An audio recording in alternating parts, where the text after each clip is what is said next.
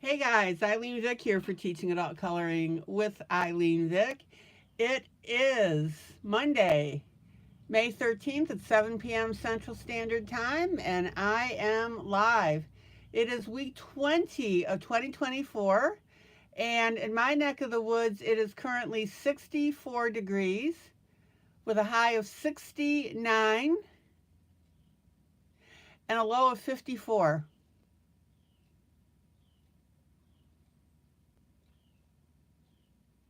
Welcome to my broadcast. I'm here for the next 3 hours for coloring, companionship, chat, friendship, giggles and laughs, pretty pictures, and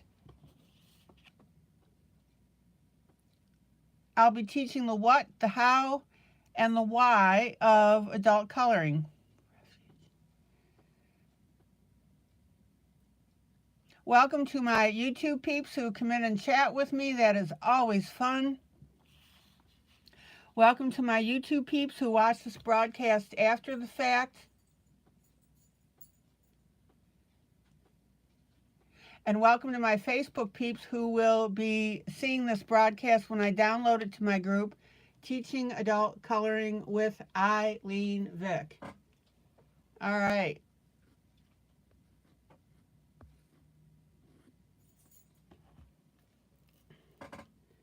Let me go ahead and set up my other monitor here real quick.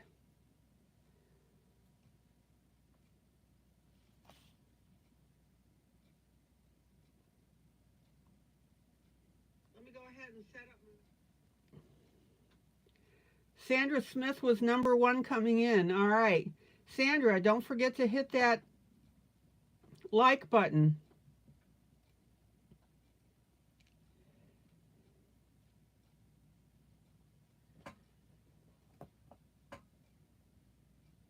So hello Sandra, hello Stephanie. Hi Mamie. Hello Maggie. Happy Monday, happy Monday, happy Monday. Happy Monday to one and all. Amy, hello. Emily, hi. Annie, hello. Art Angel, Kitty. Hi Stephanie.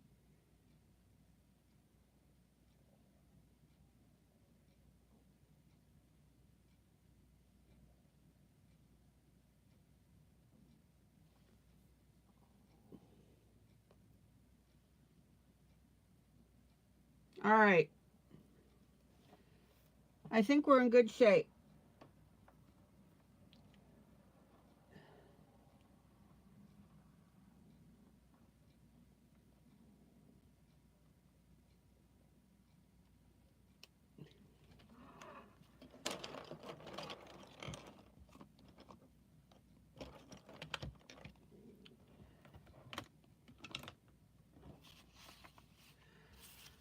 All right.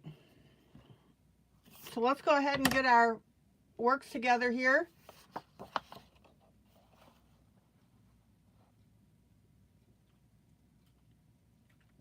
The first piece that I'm doing is my duet, Picture Mandala's Jubilee. Started this up last night. It's free in the group. I always do a duet. That way you guys can color with me and learn while I'm showing you one-on-one.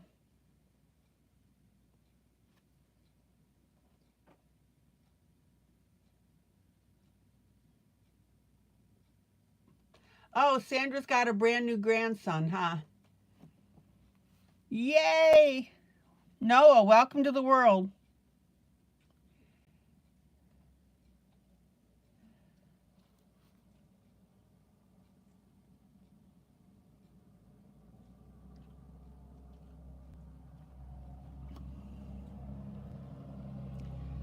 Art, I normally don't share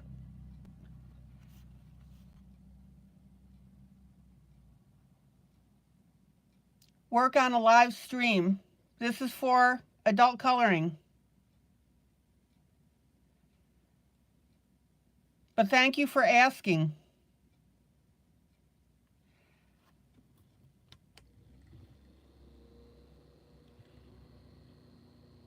All right, the second piece that I'm doing,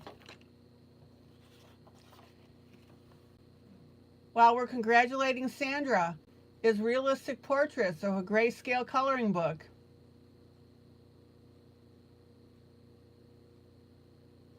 And this one is by Christine Karen.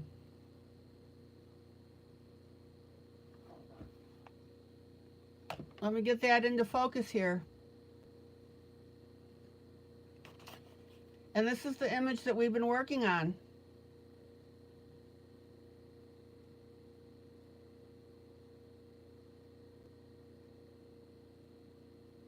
I think it's coming out beautifully. Hello, Patricia.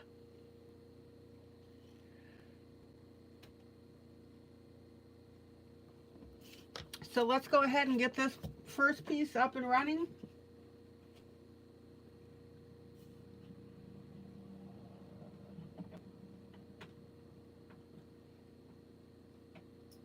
My sympathies to you guys who have weather-related headaches. So sorry to hear that.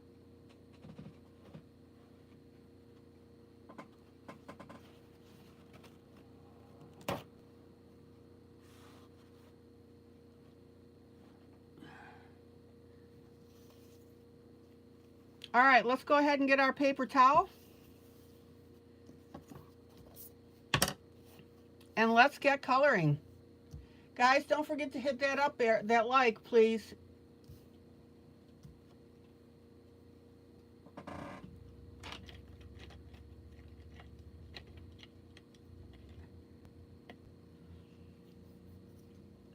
So last night I was working on these 2 roses. Stephanie, you said it's raining, huh?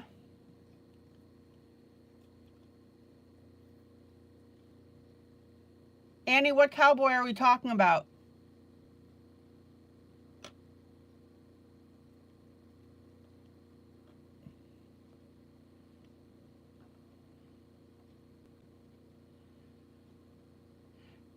Guys, we're all congratulating Sandra on a new grandson. Sandra, when was he born? Okay. So we're using orange and pinks.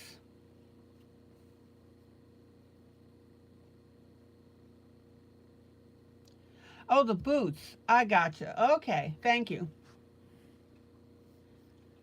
So let's go ahead and continue with this.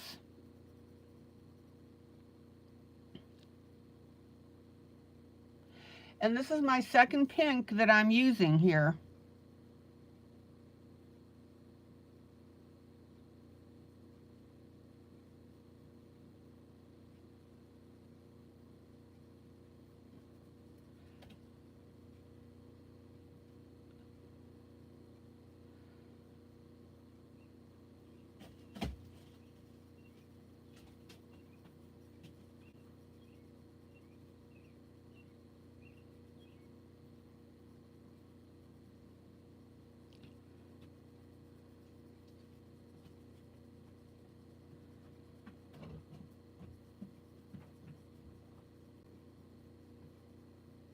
All right, check it out. Hi, Amy.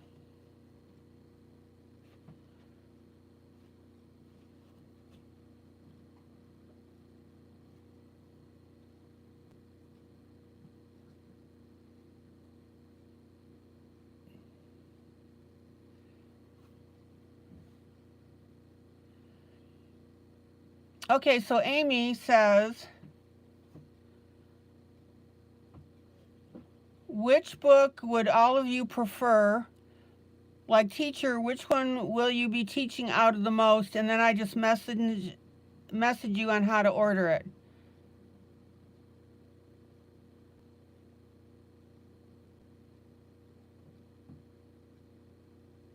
Amy, I'm sorry, I'm not really understanding your question. Which book would all of you prefer?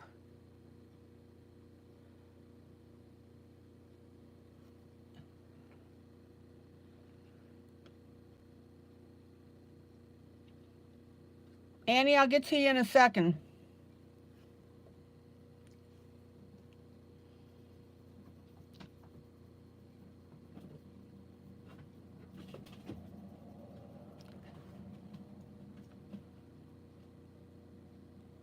Amy, I have my images, my books here in my studio, and when I'm doing an image, when I'm doing a coloring, I just pick the book that I want to color out of.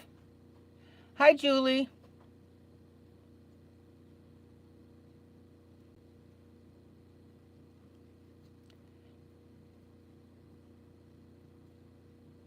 So the new baby weighed in 7 pounds, 12 ounces. All right. Annie, what's your question? Hi, Linda. The three amigos, uno, dos, tres.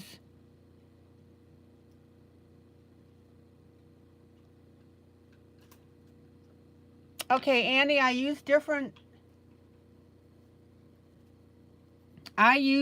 methods of blending depending on what I'm doing. Sometimes I use my finger. Sometimes I use a blending stump.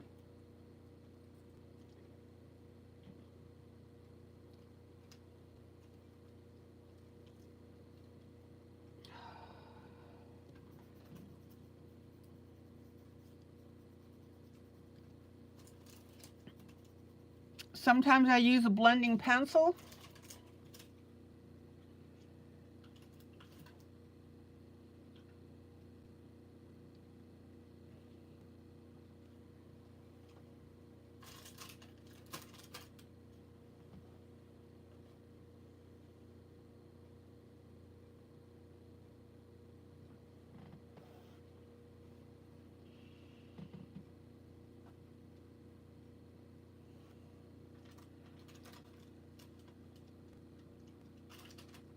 Amy, if you go to the coloring book catalog,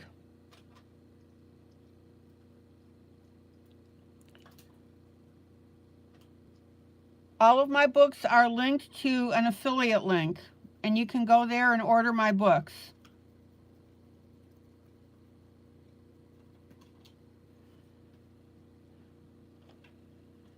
All right, so Linda, the three amigos, uno, dos, tres. Hi, Michelle.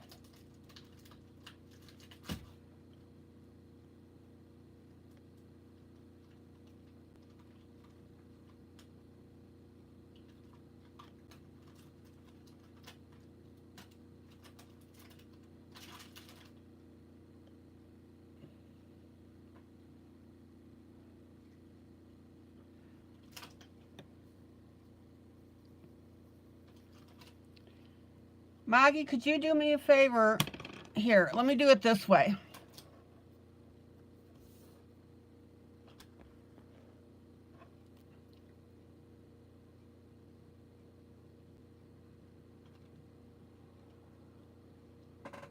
The sale books are PDF only, and you need to contact me directly on Messenger.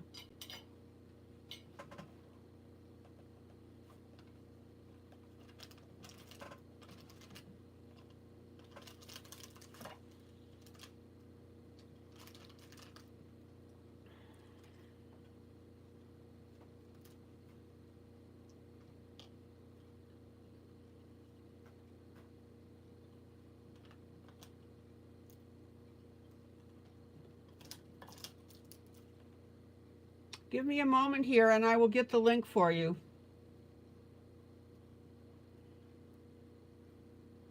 Oh, Annie, yeah, I'm up. That's right. You wouldn't know that, would you? I'm up to number, I think, 105 now, or 106.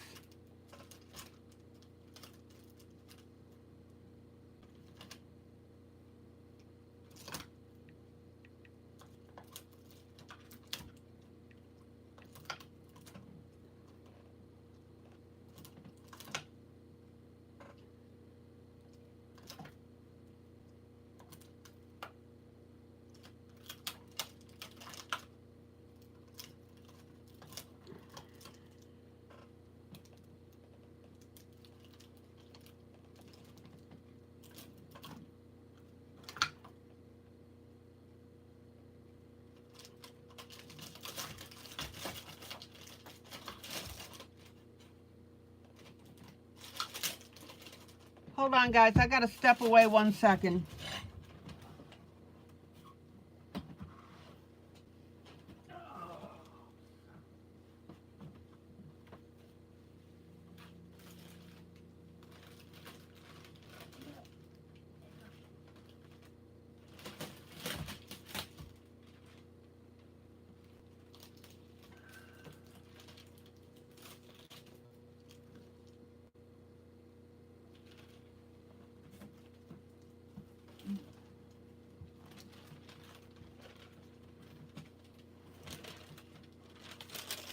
Hold on, I got a minor disaster I'm taking care of.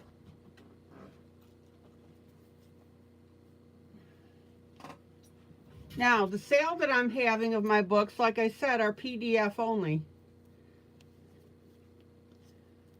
And what you need to do is you need to contact me directly on Messenger. Give me a list of the books that you want.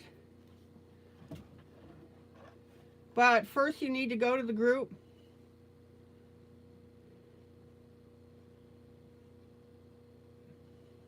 Oh, Annie, I'm having a big sale.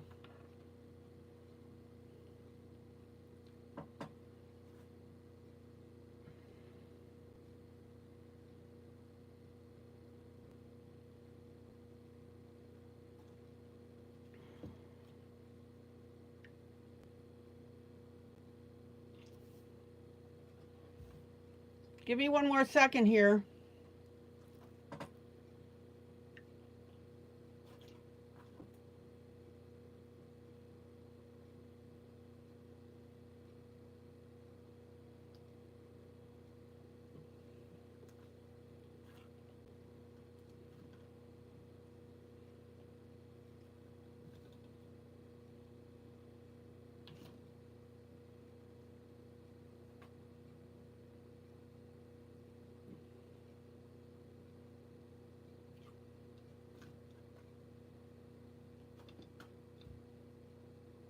Let's see.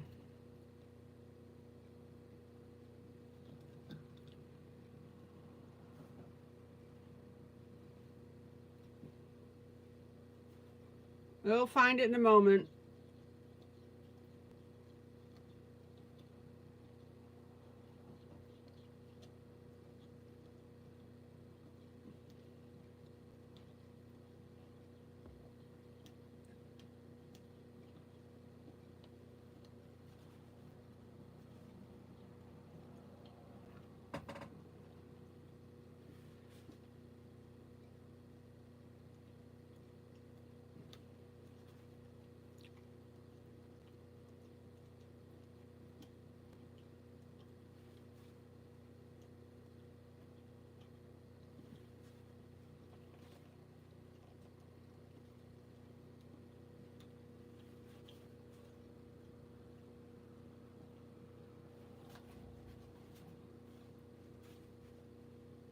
Okay, guys, there's the link.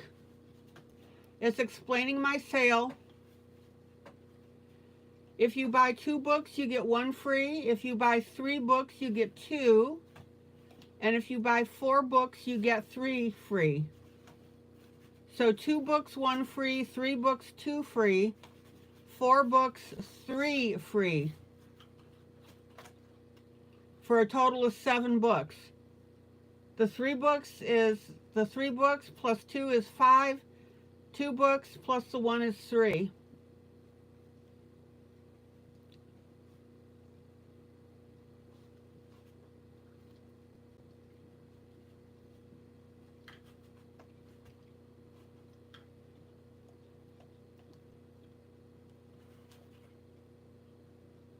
And the reason that I'm doing this sale is because our group topped 3,000.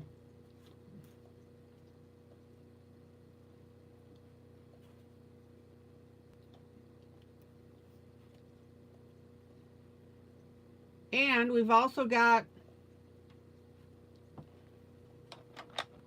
our membership on YouTube.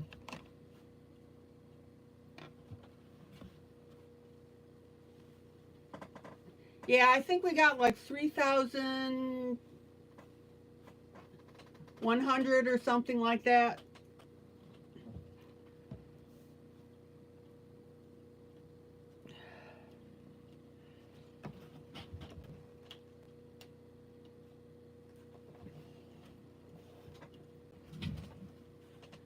Okay, back to the subject at hand.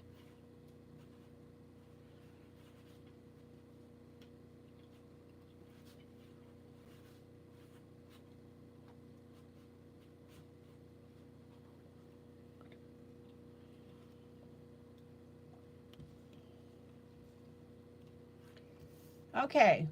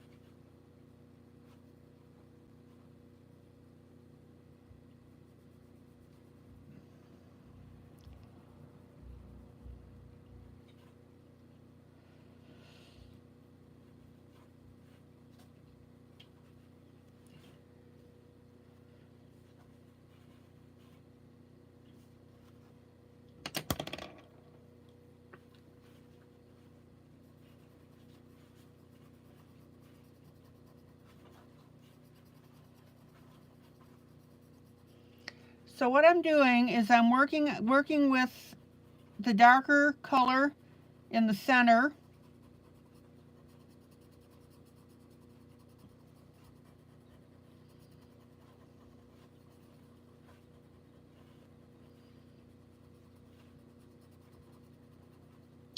And then I'm coming outward with a medium color.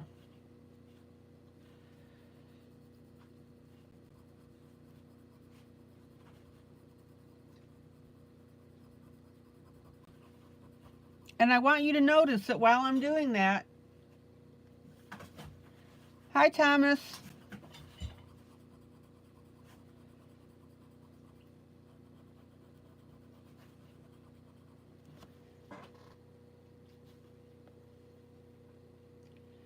Add peanut butter to my Sam's shopping list.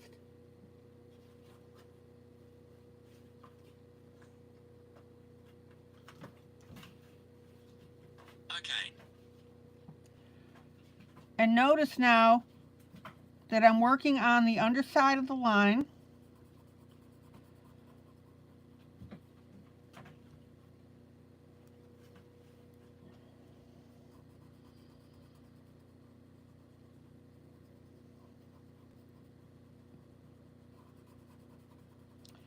And blending out that medium pink.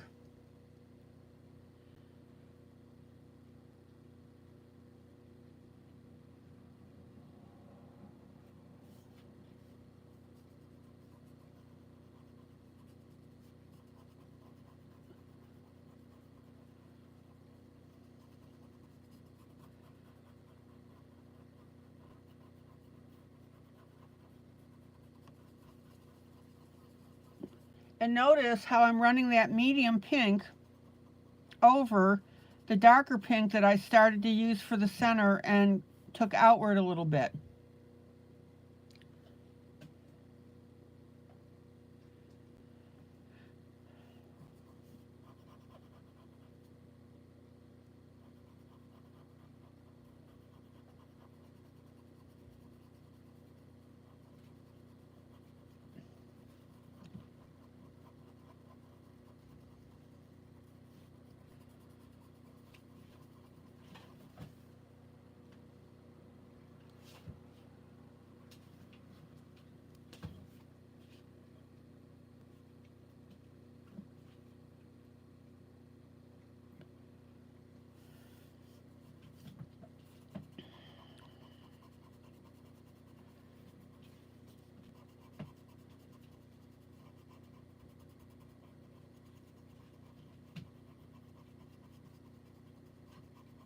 All right, check how I'm shading that. And now we've got a multicolored pink and orange rose. Now your blending is going to be critical, as it is anywhere. And you want to make sure that you have a really good blend while you're doing this, because we want the soft petals, soft looking petals.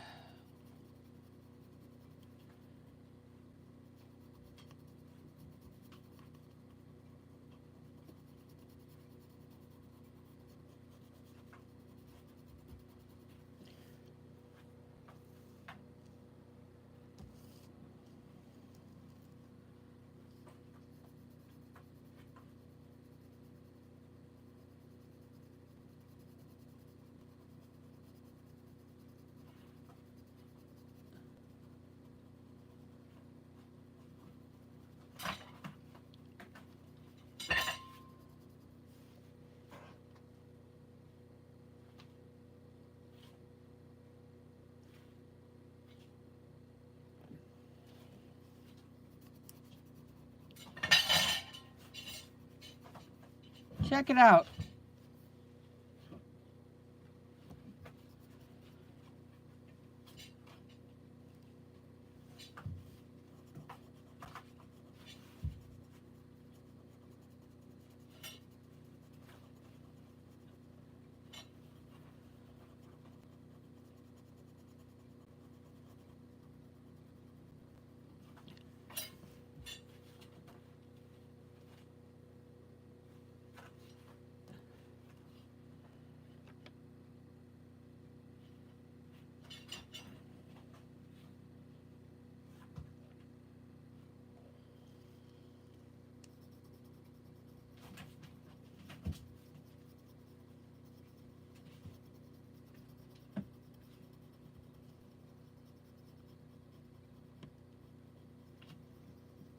Now, I want you to also notice that I'm using this lighter pink to go over my darker pink in the center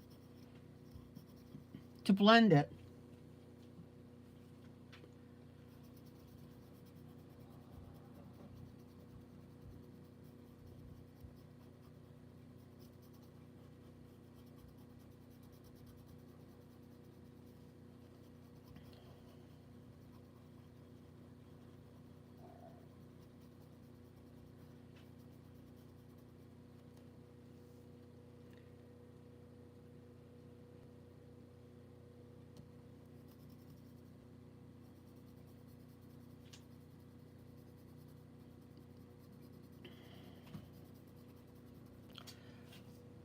All right, let me pull out.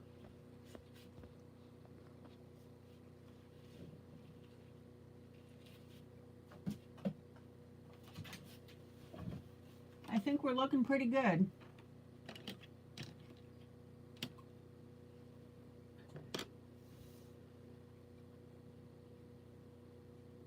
Now, you can definitely see the difference between our 3 roses here that I've done and then the one at the bottom.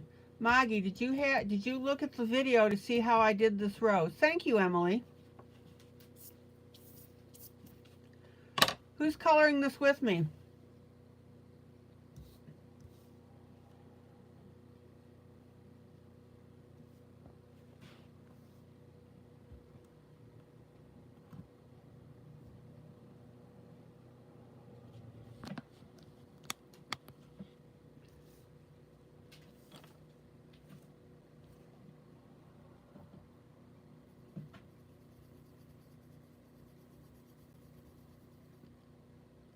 All right.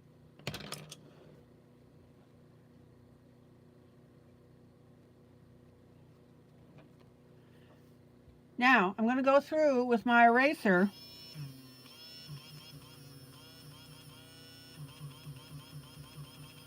and I'm going to add some spots of white to it.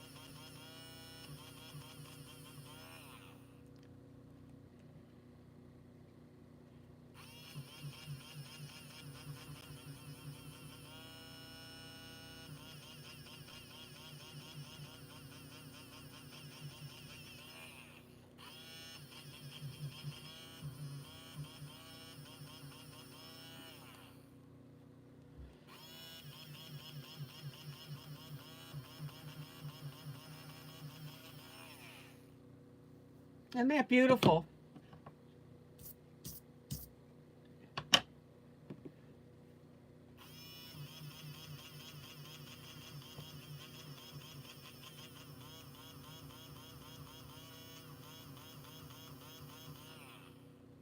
And then you can also go through on the very tip and erase in a little bit of white on that.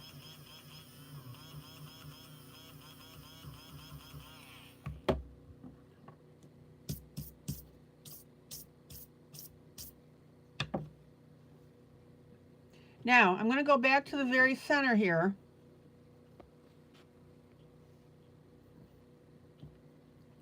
And I'm going to darken in with my darkest pink.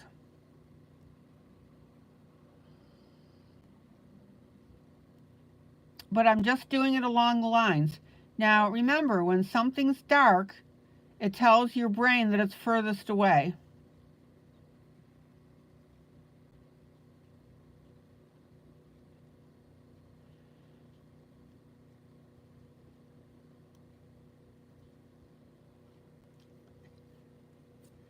And I'm going to smudge this with my finger blend.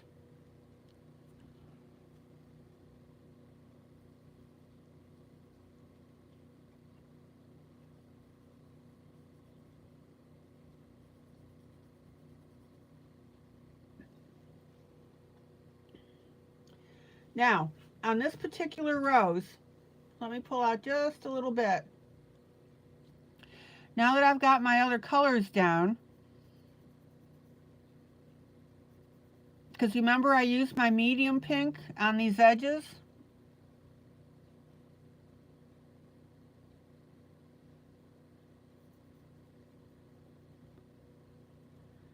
Now I'm coming in with my darkest color on top of that medium that I put on. And I'm just going to shade that a little bit. Check it out. I'm actually shadowing it because I'm right close to that edge, and that's giving us some dimension.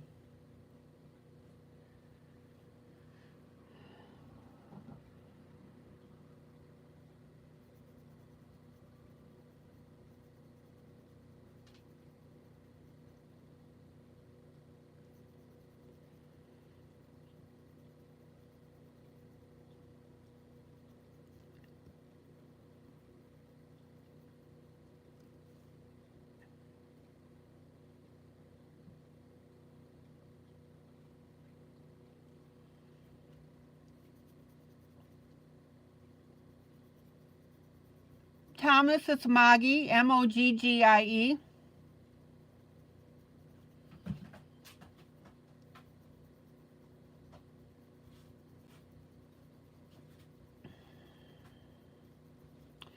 Now, I want you to notice that by adding that extra layer of my darker pink,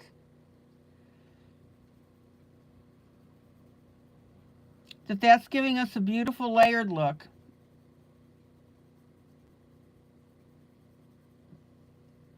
But I didn't put this darker pink on until I'd put my medium on.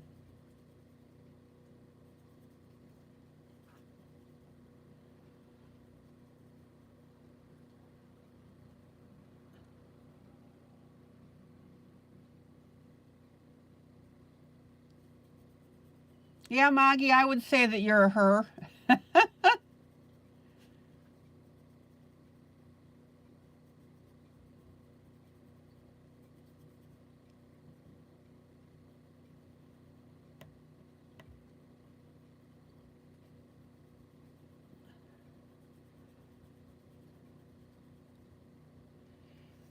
Now, I also want you to notice that right here where I'm adding that extra pink, that darker pink, see how I'm taking it out to the edge just to give us variety on the color.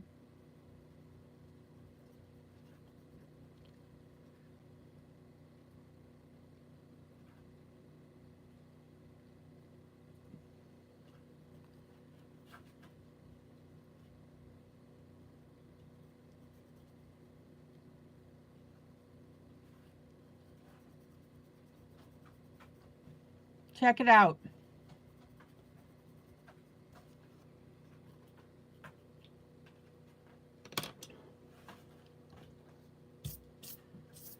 All right, let me pull out so you can see.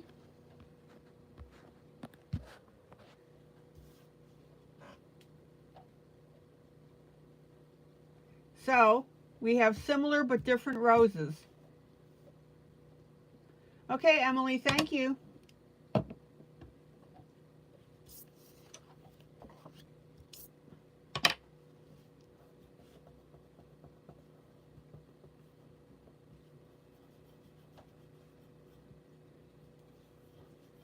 And then I'm going to finger blend this.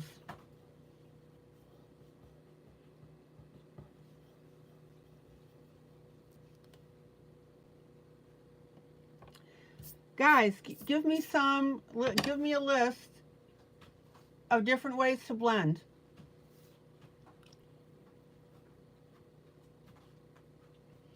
Okay.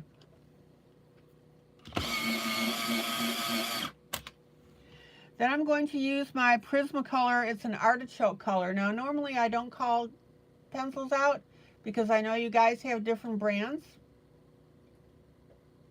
This is number 1098, if you're interested. And we're going to go ahead and, yep, blender pencil's one of them. Tell me another one.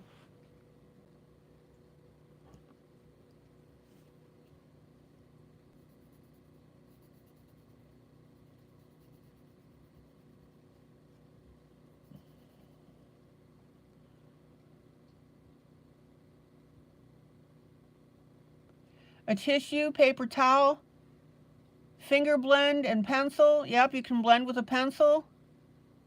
You can blend with a white coloring pencil or ivory, which is what I've used. Blending stump, blending pencil, paper towel, finger solvent. Very good.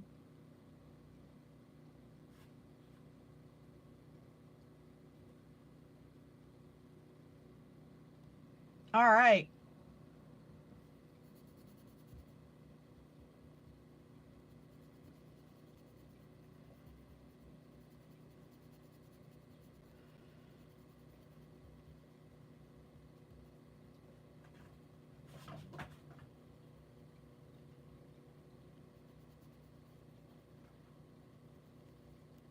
So here's my base color of my olive.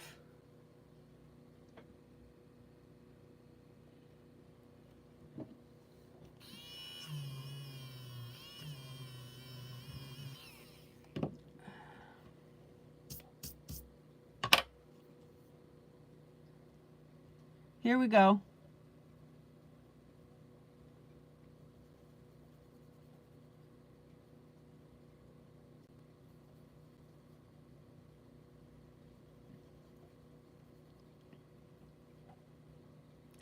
And what am I supposed to do with my pencil when I lift it to move around?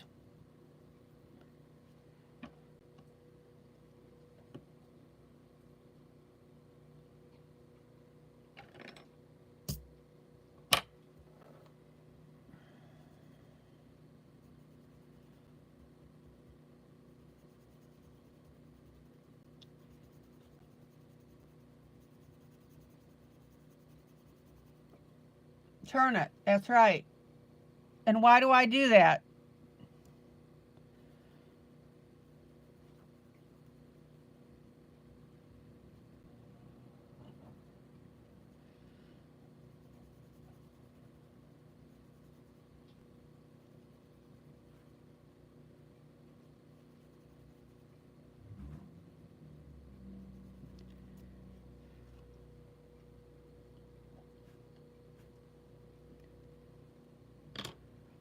Okay, now I'm going to come in with my Payne's Gray to keep it sharp. That's right.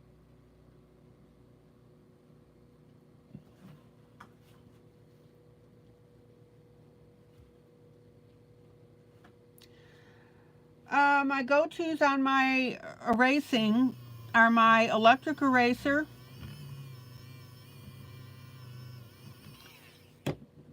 which is the biggest thing.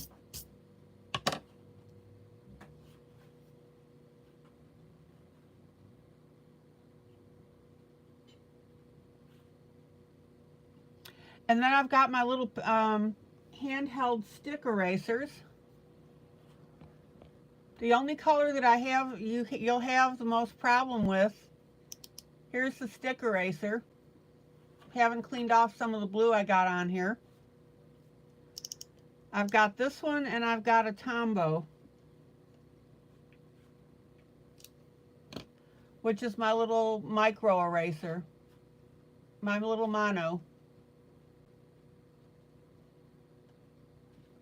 The only color that you'll have problems erasing is red.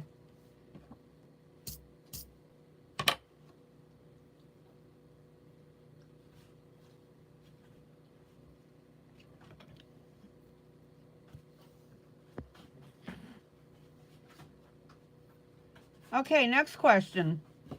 I'm in teaching mode tonight.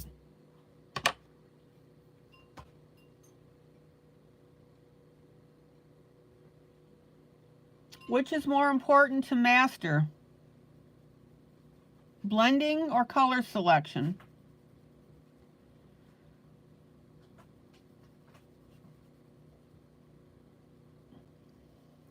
Okay, Payne's Gray on our leaf.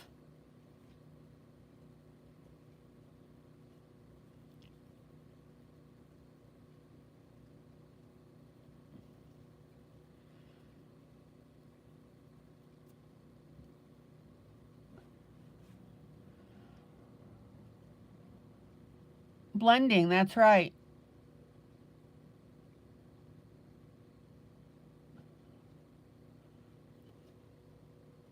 Now, obviously you want to have good color selection, but as I've always told you,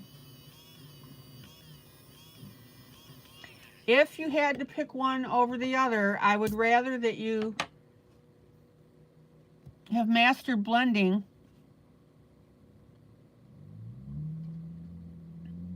over your color selection. In other words, to me, as I'm telling you,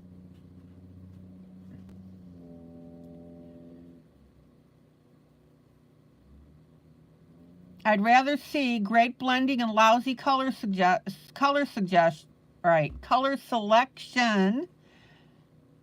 rather than great color selection and horrible blending. You've got to get your blending down.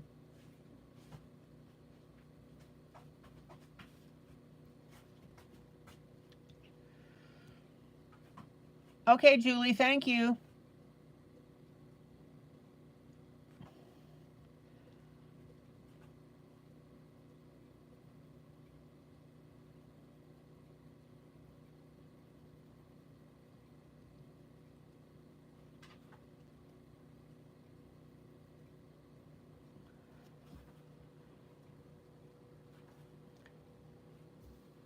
Okay, check out now. This is Payne's Gray on the green, but the green looks like olive.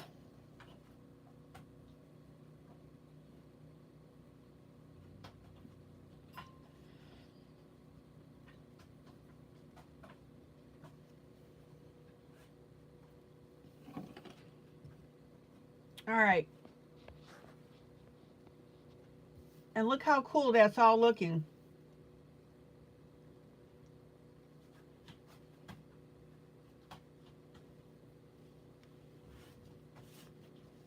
Exactly, Annie. However, I have used Payne's Gray in an area and then come back and use black on the absolute inside edge. You can put black on Payne's Gray and it looks absolutely gorgeous.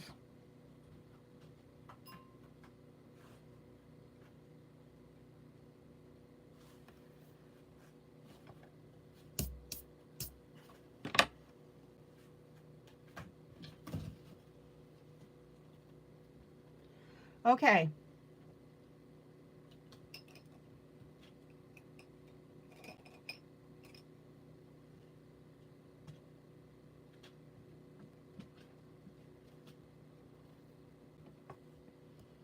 Yeah, so Annie, put your Payne's Gray down and then put black on that, on the inside edge wherever you're shading. Okay.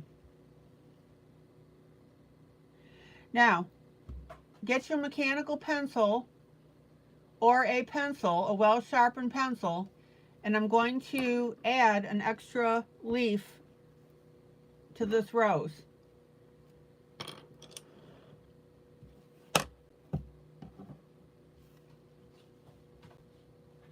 There's absolutely no reason why you shouldn't be able to draw in your books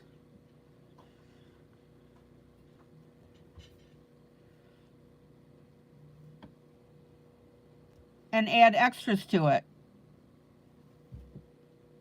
And the reason we use pencil should be obvious.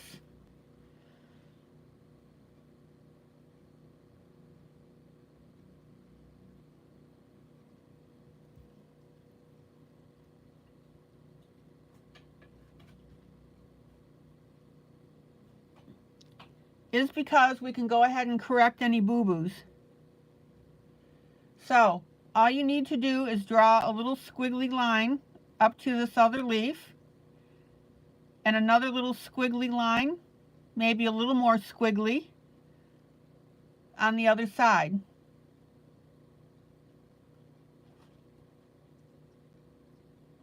Annie, wait until you try that black on top of Payne's Gray. It looks phenomenal. And then I'm going to put a center line here.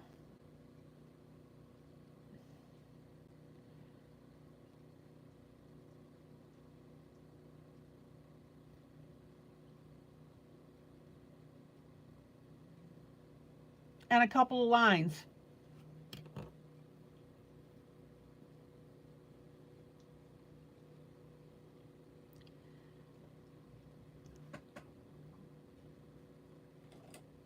And then I'm going to come in with my micro pen,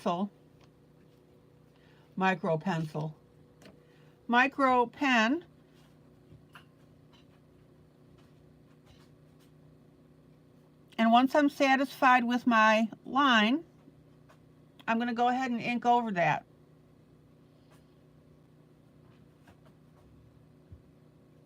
Now I'm using my micro pen to match the lines that are already on the paper.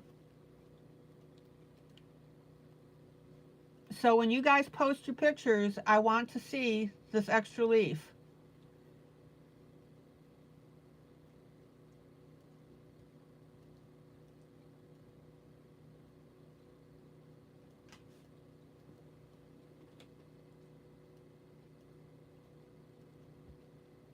Not hard. I think I'm going to add an extra one here.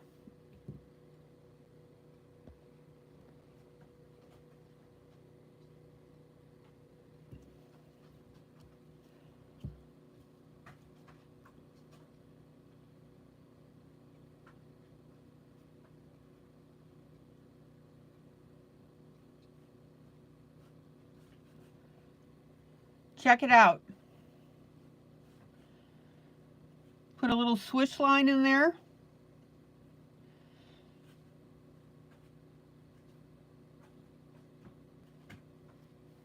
Boom, we've got another one.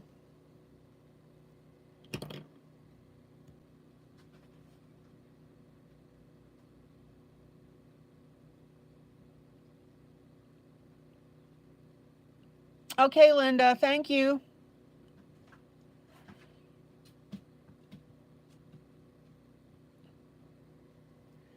Any questions on how I'm adding these leaves?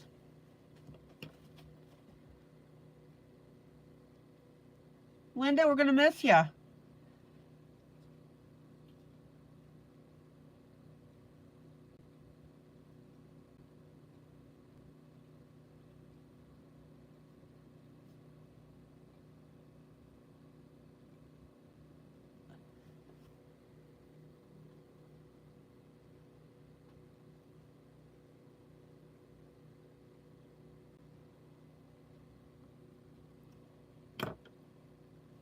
Okay, now I'm going to leave that sit to dry.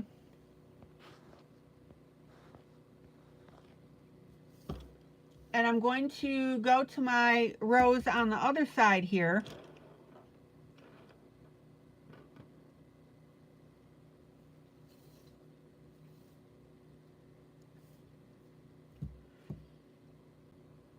Oh, you took some morphine, may fall asleep.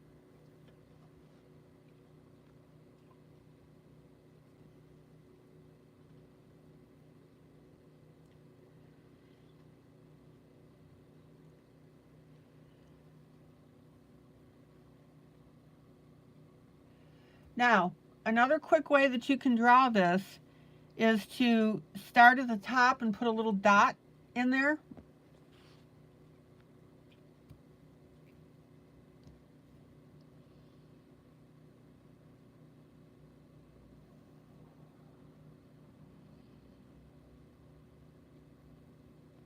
And draw your leaf down from that dot.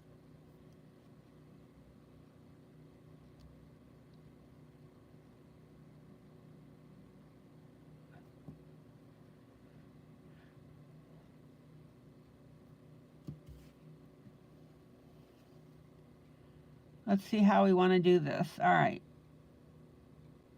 So we'll put a little swish line here.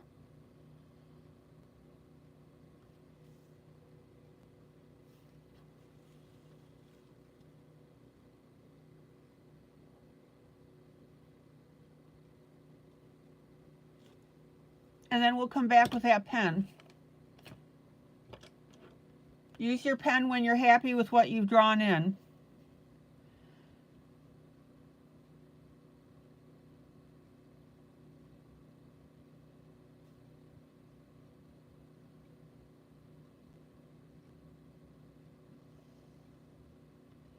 Any questions?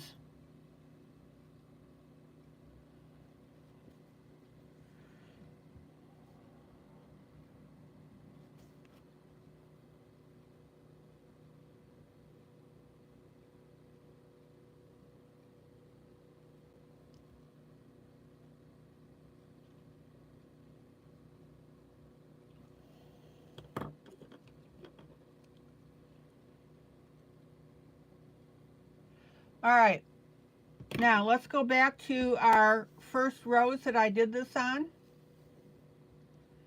And I'm going to take my eraser and I'm going to very gently erase off my pencil.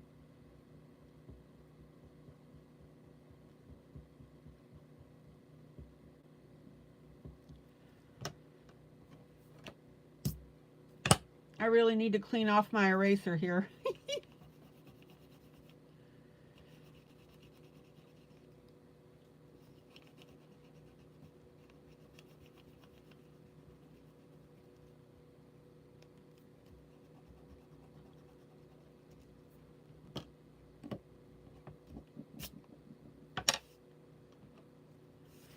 All right, let's erase off the second one here.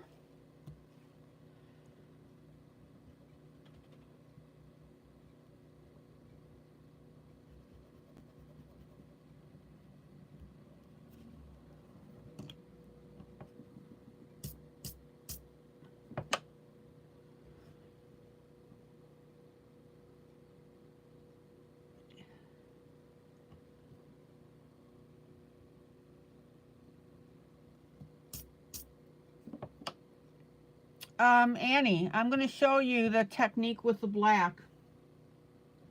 All of you need to see this.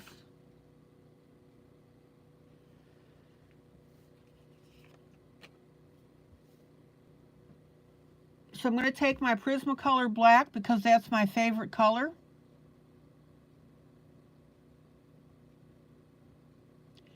And I'm going to color right close to that edge.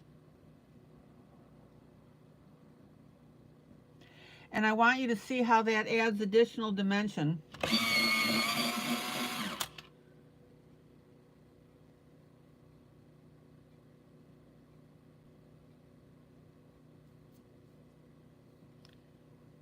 Look at the difference between this and this one with that black.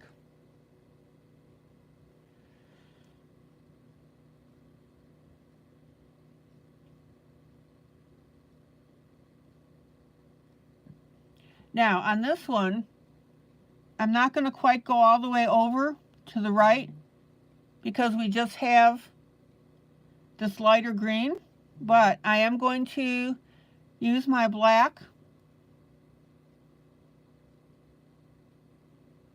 and I'm going to go up that edge. And then make sure you blend in your black.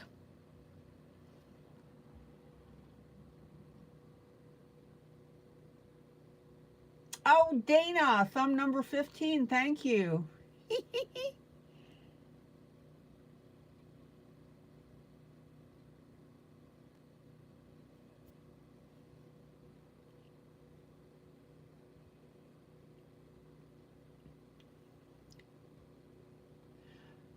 Okay, I'm going to go back to my rose at the top.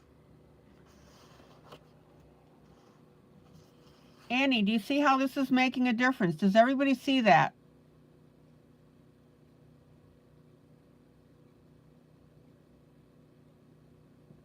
So I have my olive green, my Payne's gray, and then that black to make that little bit of a shadow. Oh, Dana, we're happy to have you here.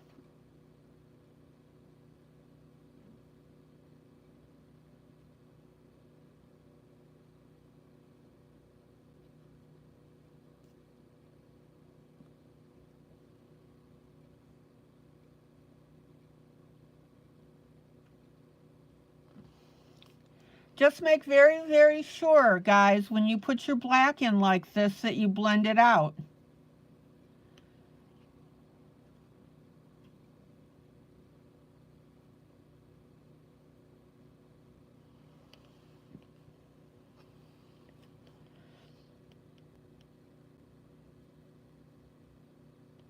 What's the definition of a proper blend?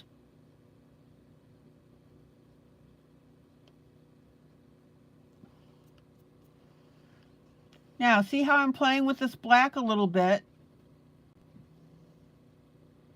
And I'm even bringing it out a little bit further.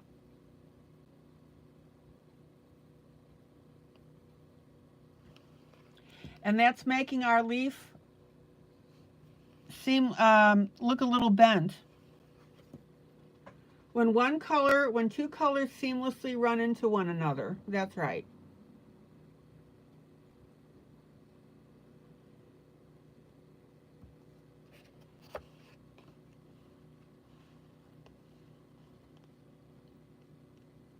And Mamie says when one color seamlessly disappears into another color. That's a little more accurate.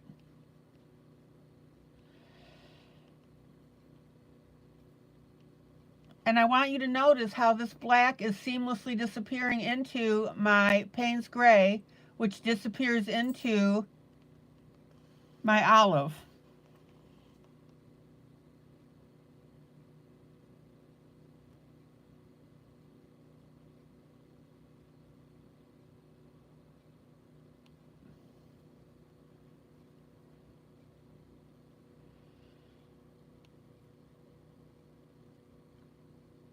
Guys, no streaks.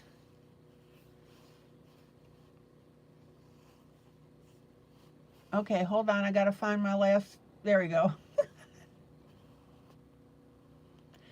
Guys, write down the definition that Mamie gave you.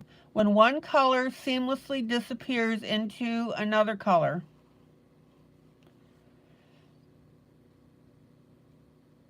Put it on a Post-it note and stick it to your forehead.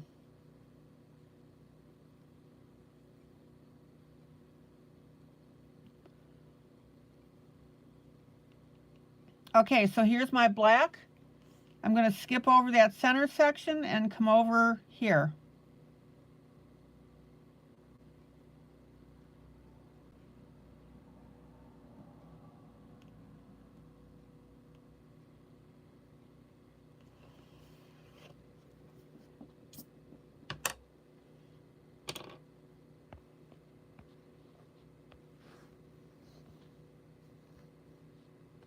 Look at the difference this black makes, guys.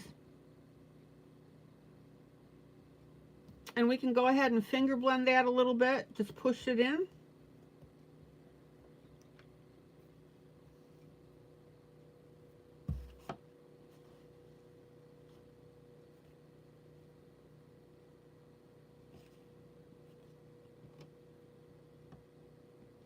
Okay, let's go ahead and do our rose over here.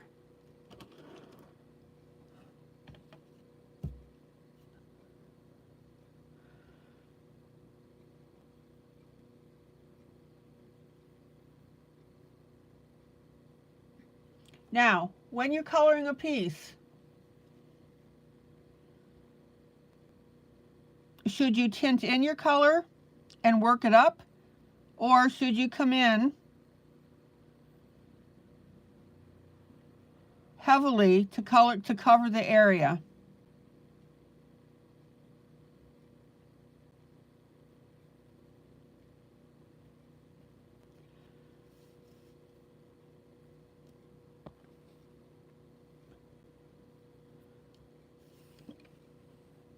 Thank you, Mamie.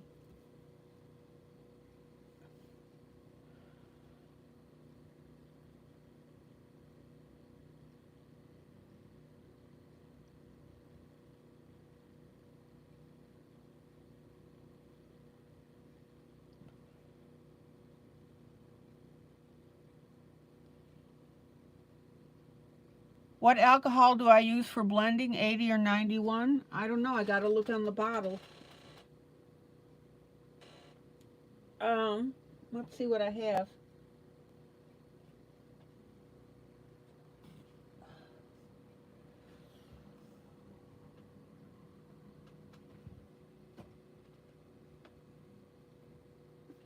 My alcohol tends to, oh, it's 91. It's just alcohol that I bought at the store.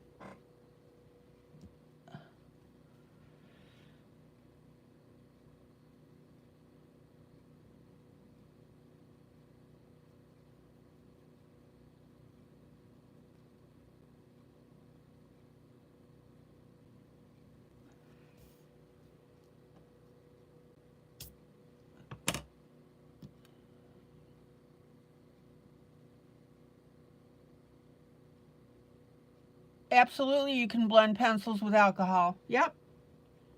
You just put a very light amount on a Q-tip and blend away.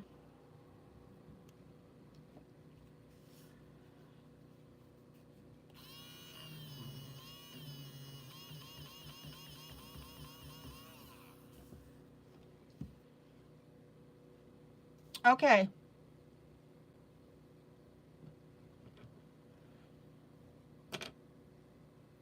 Let's get this other leaf that I drew in.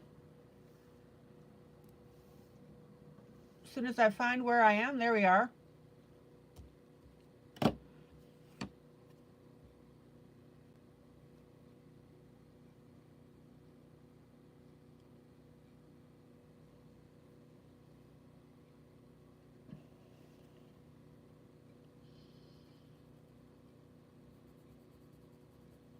So I'm starting out with my olive.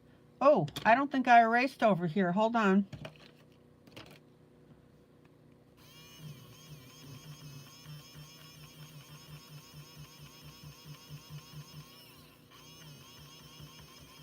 There we go.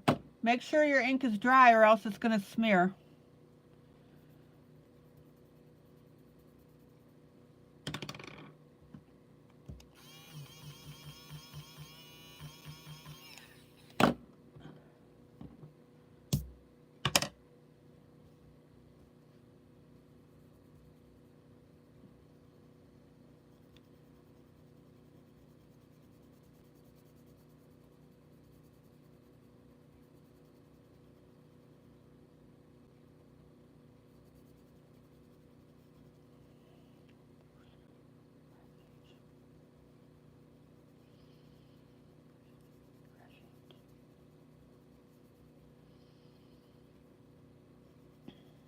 So there's my olive green.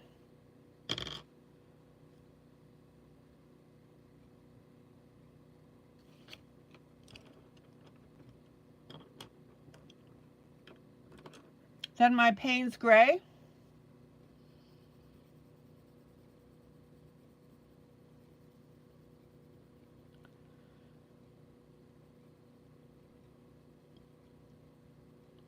Guys, how do you color? Do you come in heavily to get a nice heavily even coat? Or do you tint in your colors?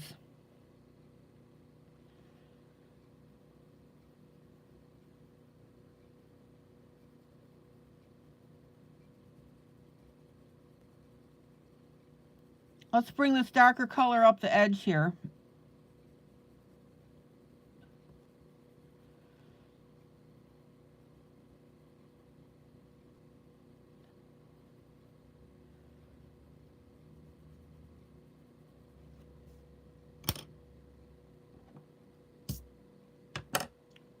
Thomas says like you're coloring on a balloon. Exactly. Light pressure and layers. Exactly. Perfect answer, Thomas. Okay, now I'm going to come in with the black.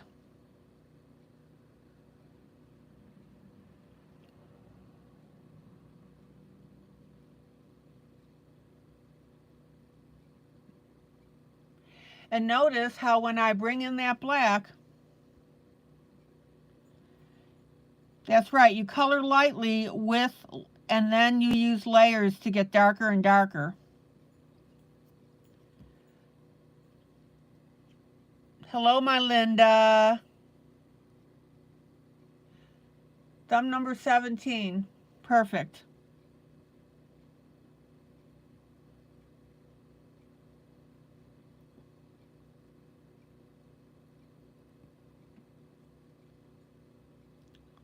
Why do you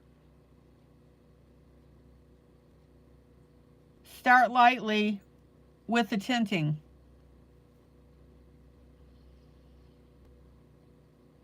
So see, right now I'm coloring like I'm coloring on a balloon. I'm letting the pencil do the work.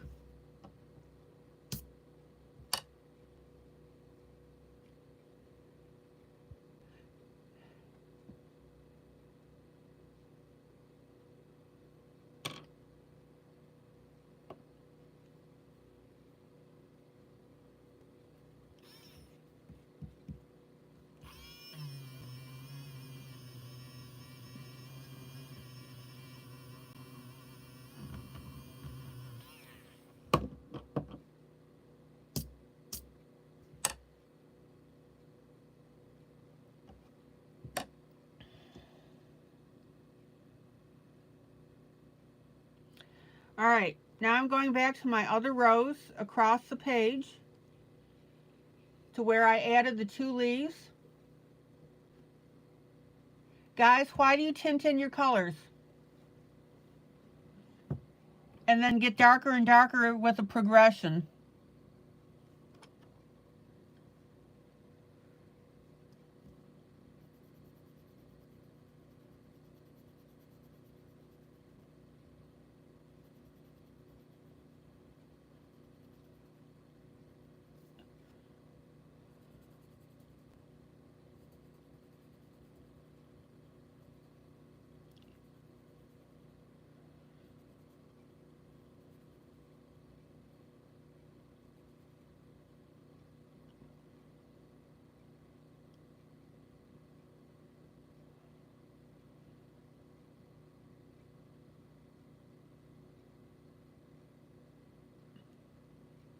And the answer is that way when you add a color to an area and you start it out lightly, you can come back, which I'm going to do right now, and color in darker and add dimension to the area. In other words, if I had come in dark, I wouldn't be able to do this addition.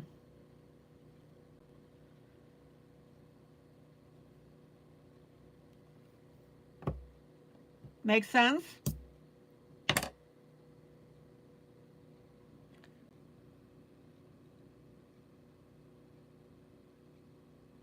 Oh, Miss Sandra, good night.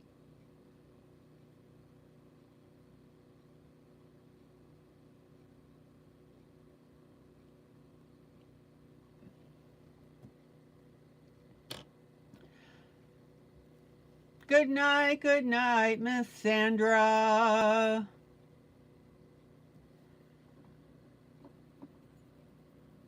Okay, here's my Payne's Gray.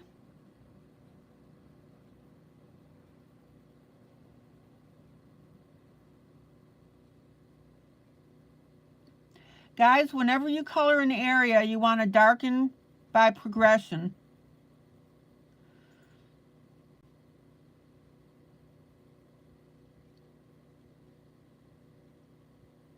That gives you opportunities for dimension and for blending. All right, so there's my Payne's Gray. And then my black.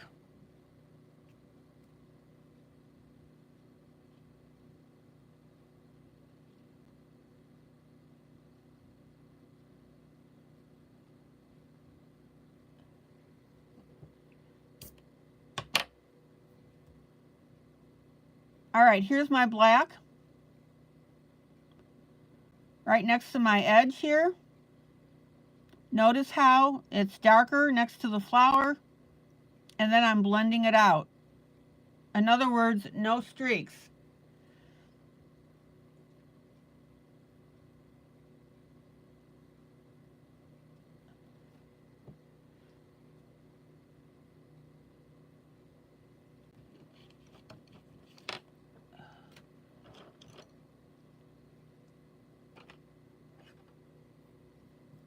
I'm going to go ahead and use a little bit of a blender pencil very, very lightly because I don't have too much room here. I am barely touching the paper.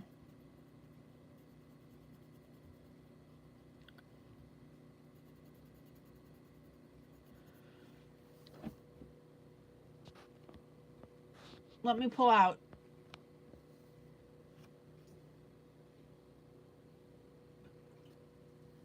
Check it out.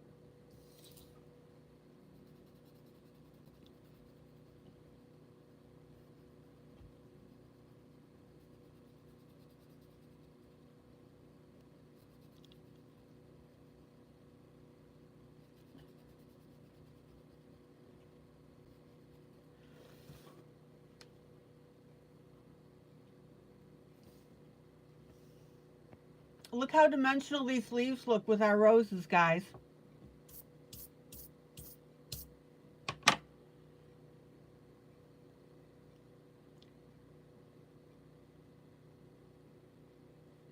All right, let me grab a little water before I forget.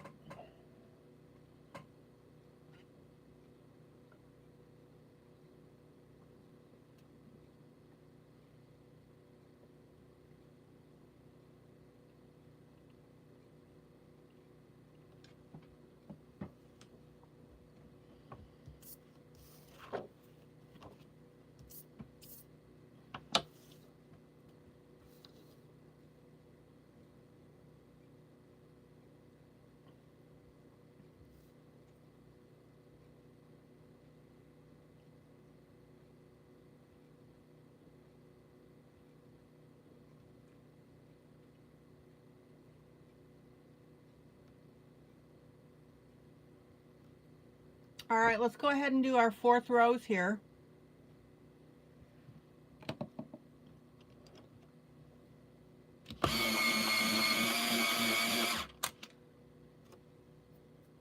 So I'm coming in with my medium pink.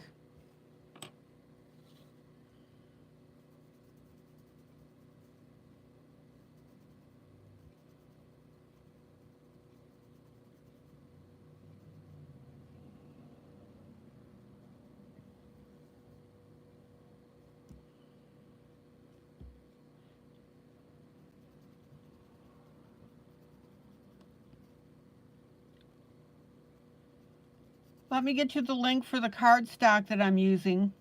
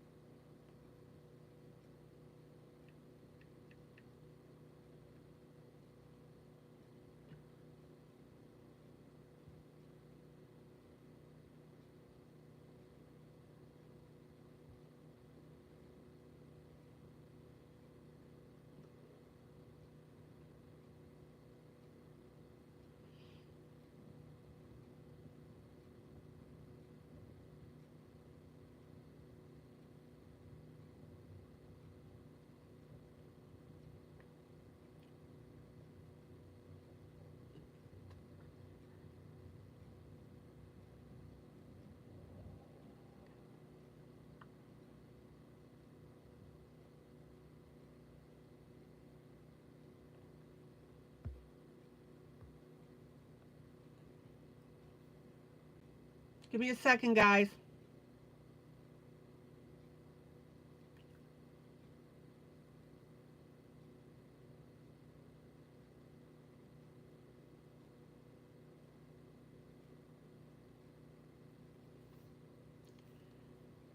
There's the cardstock that I use.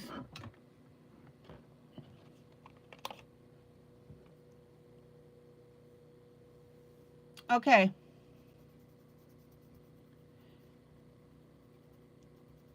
And that is an affiliate link, by the way.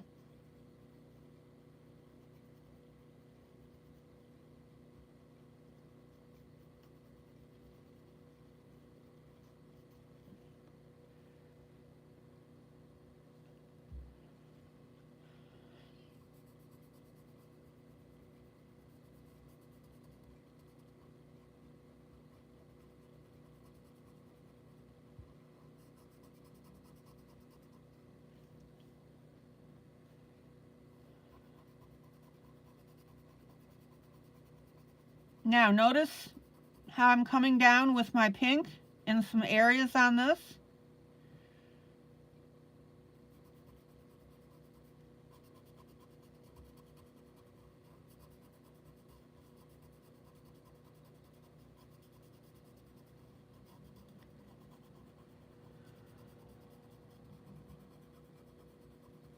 Notice how I'm shading with it.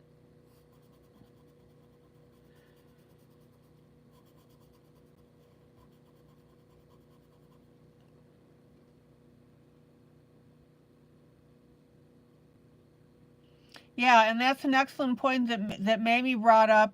This particular cardstock tells you which side of the paper to use. So I've got my cardstock packaged in the upward position. I just grab it off the top when I need it.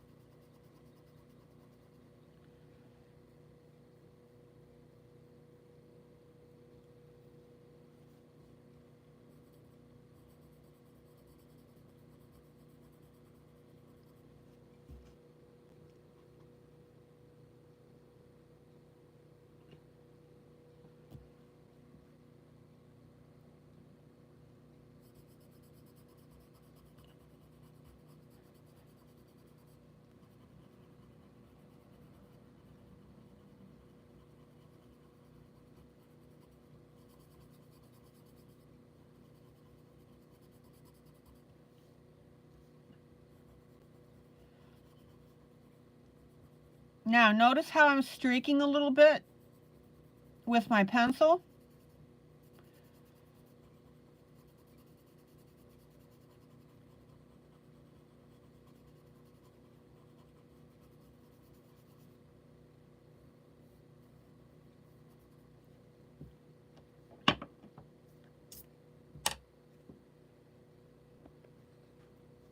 Check it out.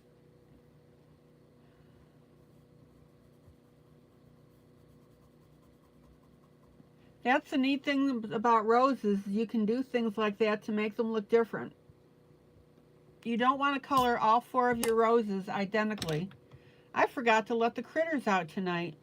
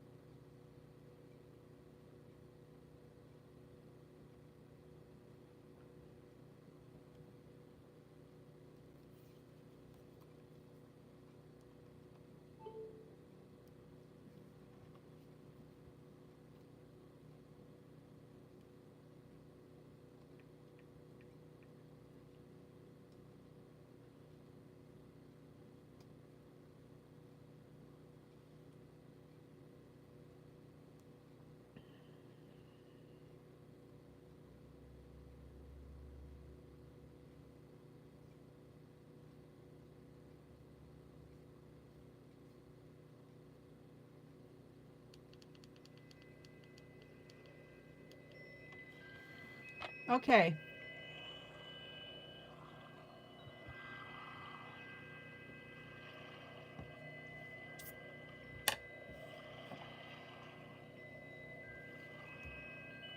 So let's keep going with our pink.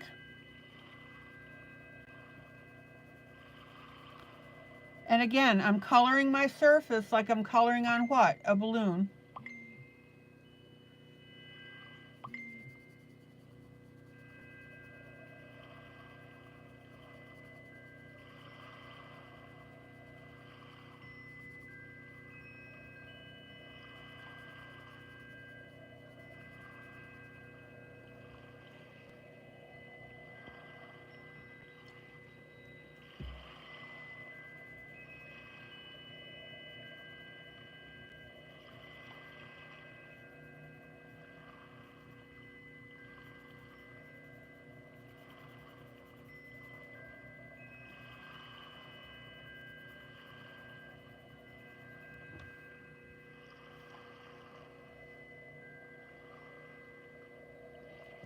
All right, let's pull a little color out here.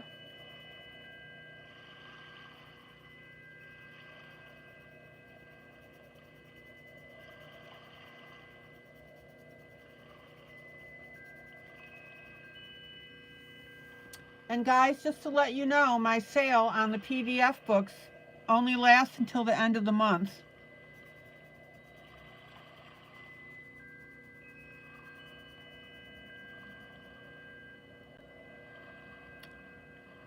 So what I would suggest that you do is make sure that you get notifications on my group, and when I post something like that, you'll see it.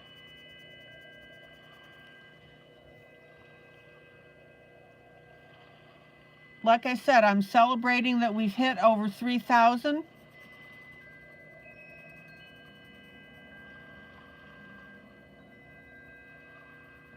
And I've got a huge sale.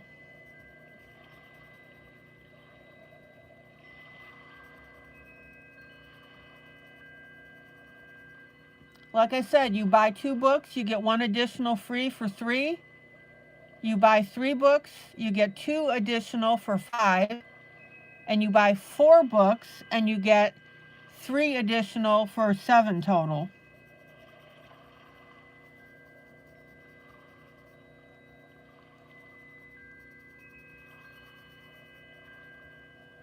Okay, let me pull out. Yeah, Julie, she's stocked up big time.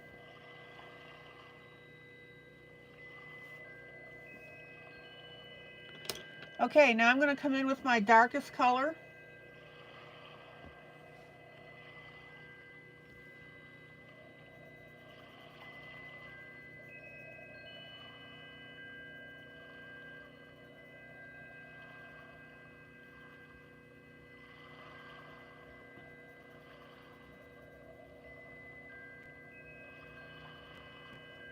And I'm going to work that center to be darker.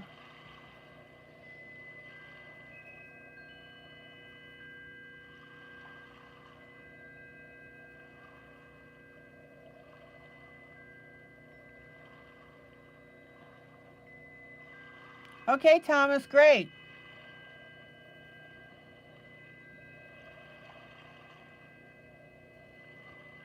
And I'm going to finger blend that.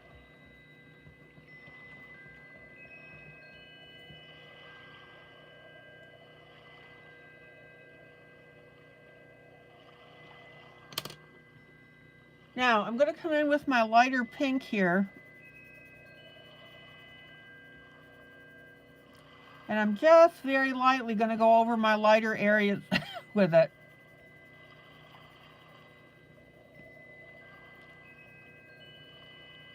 Use your judgment.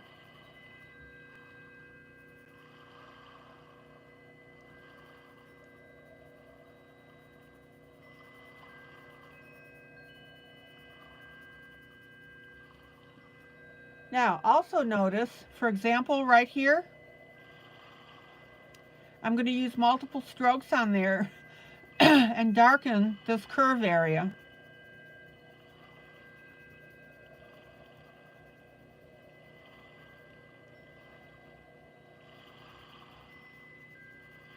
Same right here.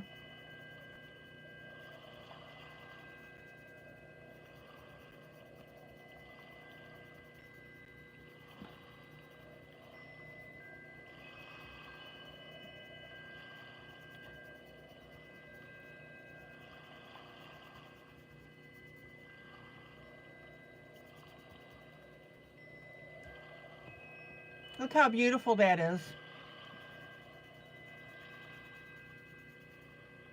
Now I'm going to go over my center. We're going to blend that in.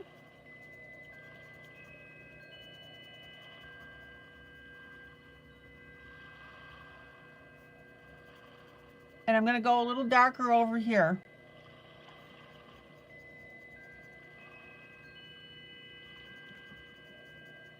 Guys, pencil coloring like this is not one and done.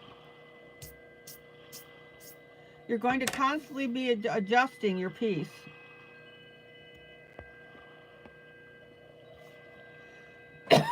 Excuse me.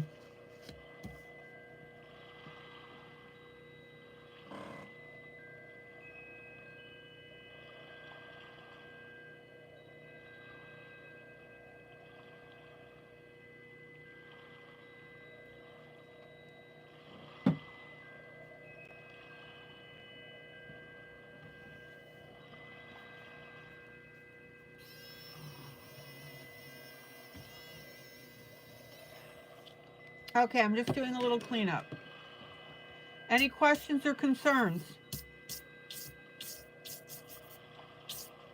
All right, let's get these leaves done.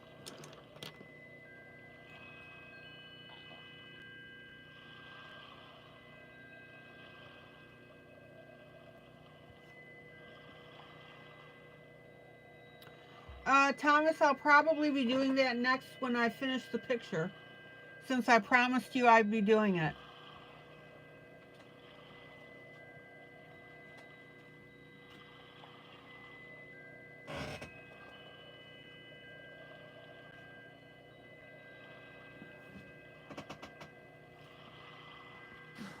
So for those of you, this is the Disney Dreams collection. And I promised Thomas I would do a picture out of this book for him, because he's got this one.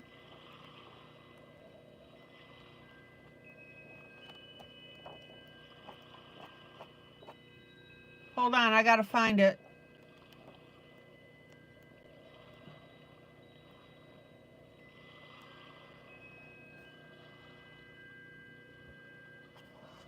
This is the image I'm going to be working on.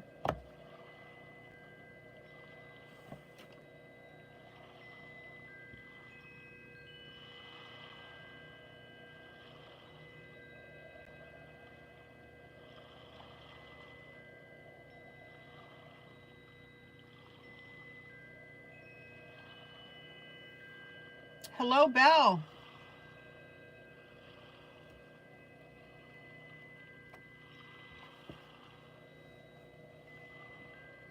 Here's an image that I've done out of the book as well.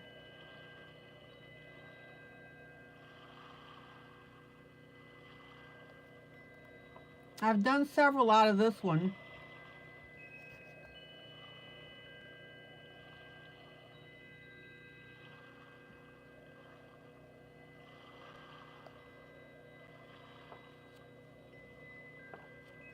No, I still have more to do on the portrait, Belle.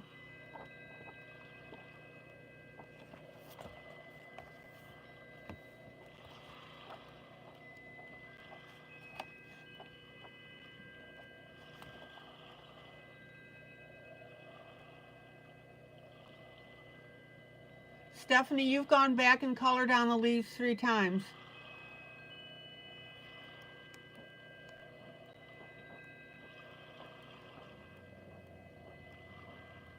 And Belle, why did you do that? So the rest of everybody else knows.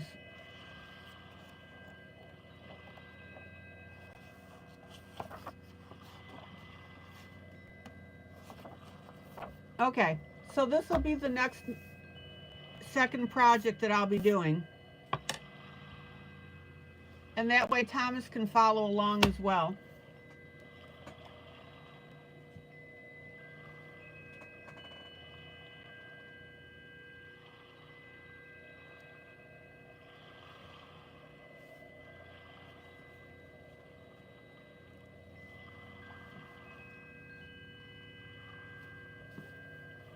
Excuse me while I use a tissue.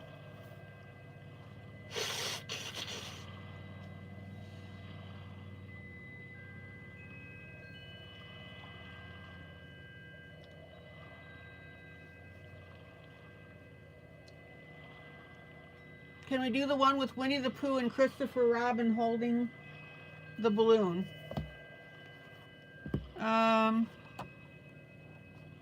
Yeah, I don't see why not.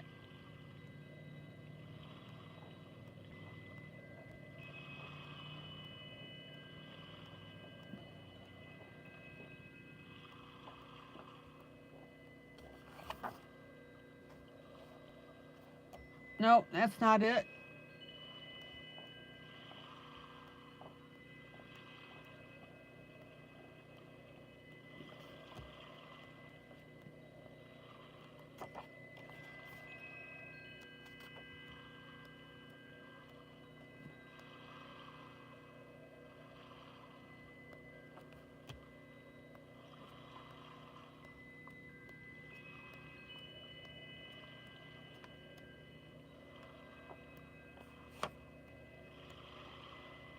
Oh, this one.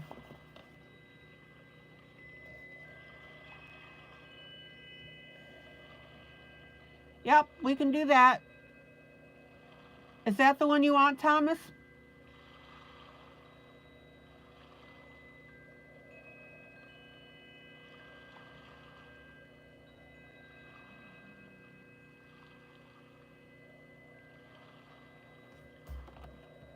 Good night, Miss Julie.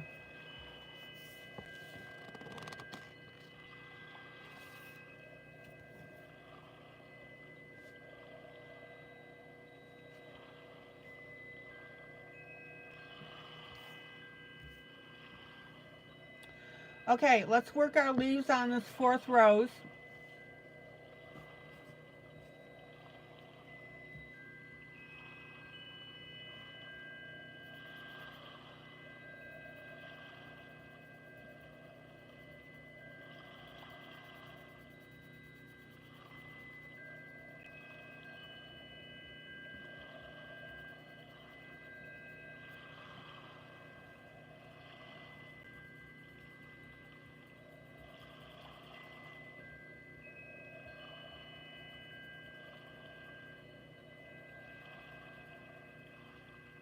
So we have a nice light touch.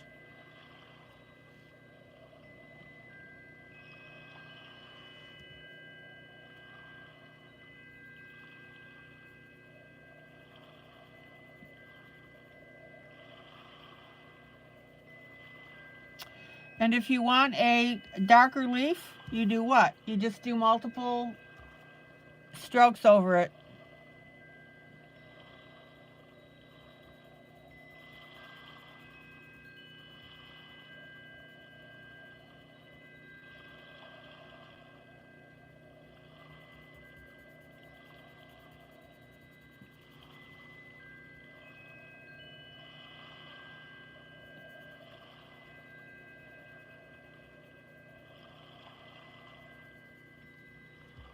So check out how I'm layering this olive green.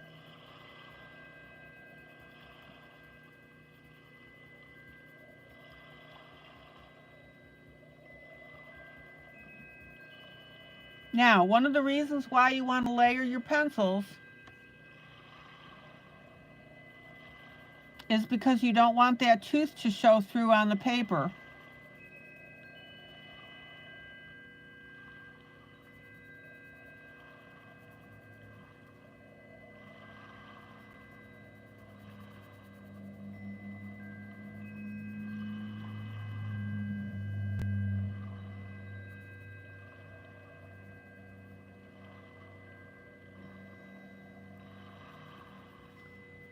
Now, wax-based pencils, you don't have to worry about that so much, but if you use a Faber-Castell, which is oil-based, that definitely requires a little more TLC.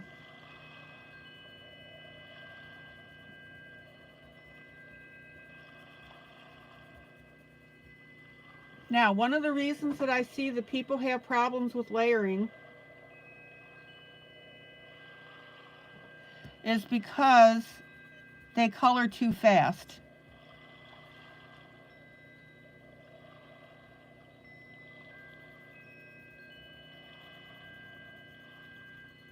Okay, Dana, the reason that you want to layer your pencils is because you want to get the tooth of the paper filled in. Wax-based pencils fill in a little faster per stroke.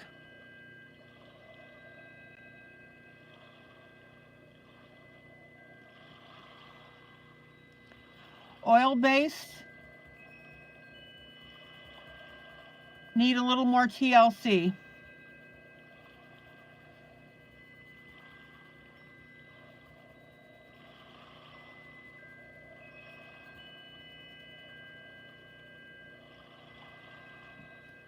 You see how on this coloring right here, I've got some white areas?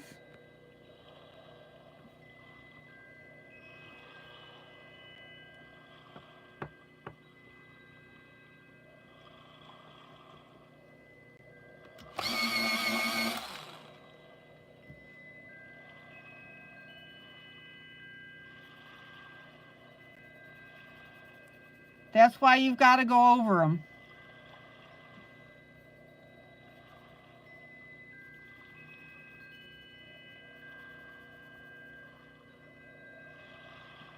Oh, that's fine, Dana.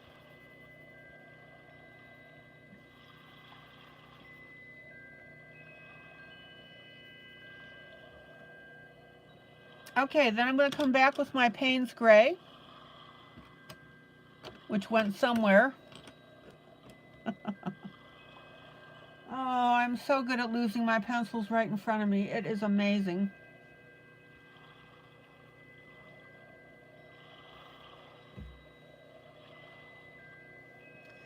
I'll go ahead and start at this top one that I was at.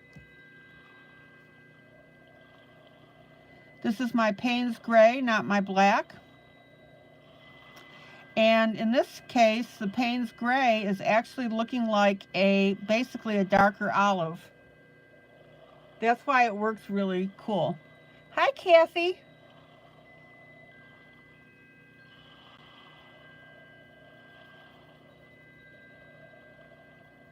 Oh, got a little bit of Payne's Gray on my rose. There we go.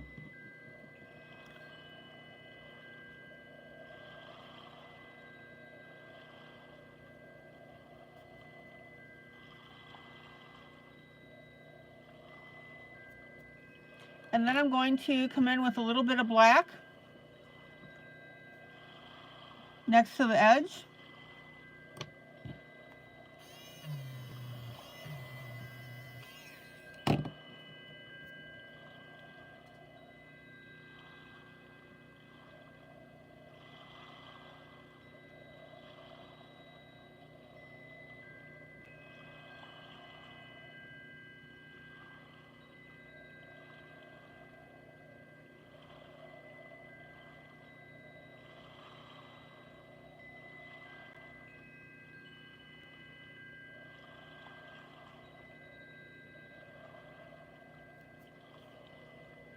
And that way we'll have this beautifully shaded and shadowed.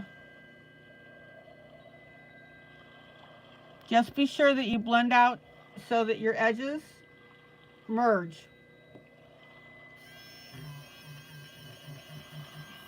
And don't get black on your rose like I keep doing. Oh.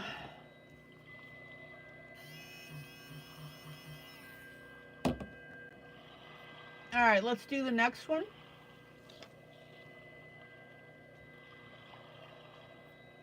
Payne's Gray.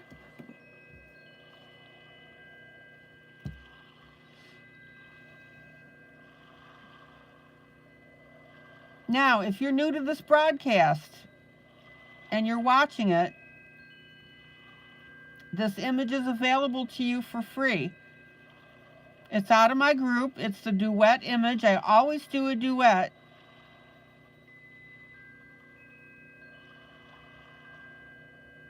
So that you guys can color along with me to learn as you go.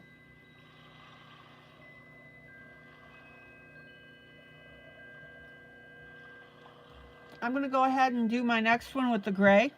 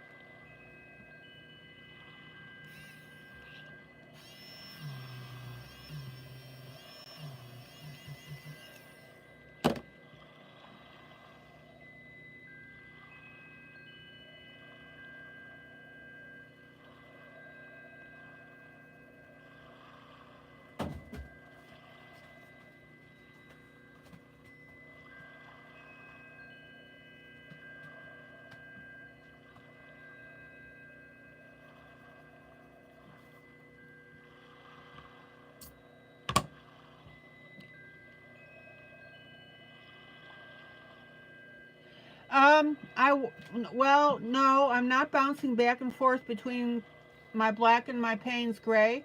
I'm putting my Payne's Gray down first, and then coming back and putting my black in.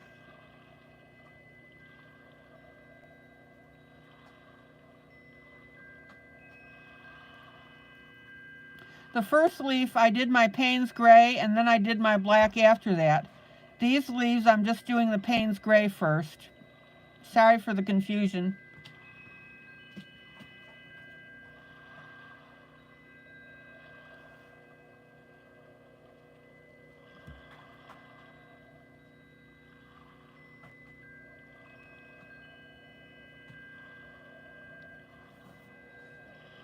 Okay.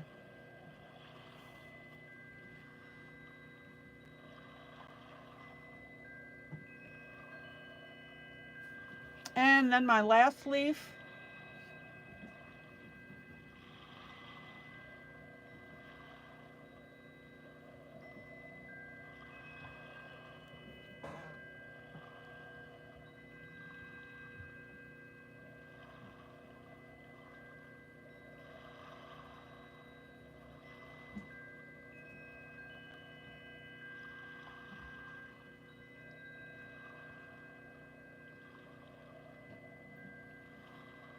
Yeah, I'm not, excuse me. I'm not putting down a little bit of Payne's gray and then a little bit of black and then a little bit of Payne's gray. No. The Payne's gray is first to do my shaping.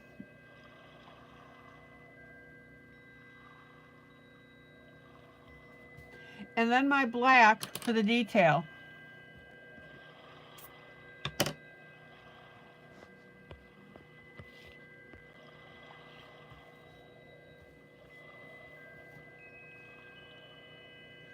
Now, I want you to notice here, this first leaf has the black on it. These other leaves do not. Look at the difference.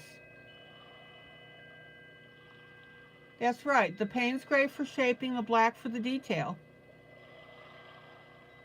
Or the shadowing.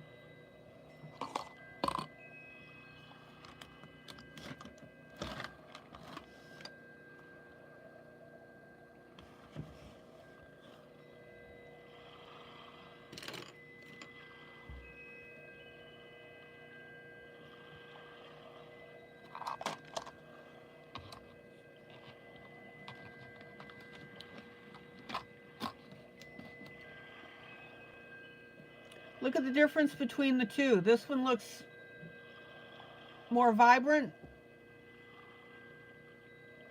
That's correct. The leaf to the far right has the black. These do not.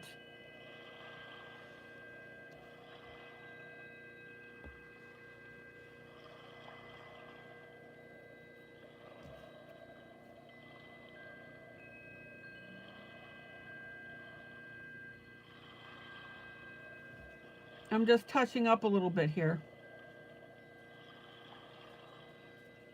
Look at the difference, guys. It's subtle, but it's there.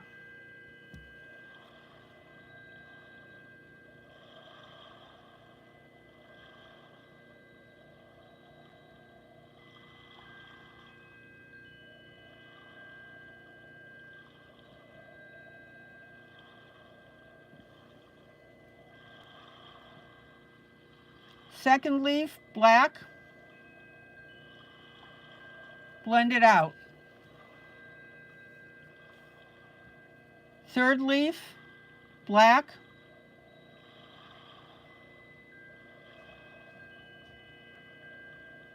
Blend it out.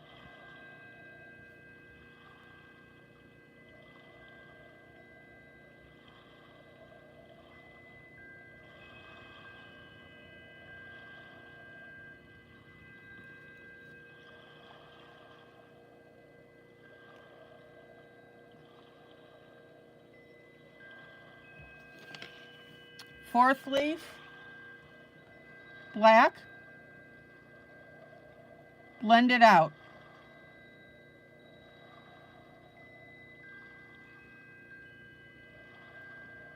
So anybody that's new that's watching, you can get this image from me.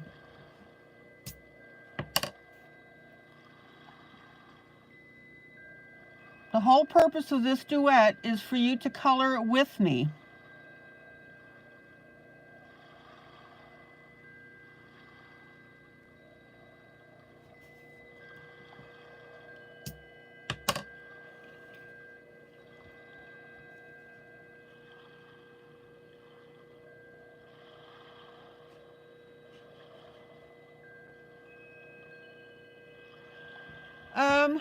Let's see. You've got another question. Okay.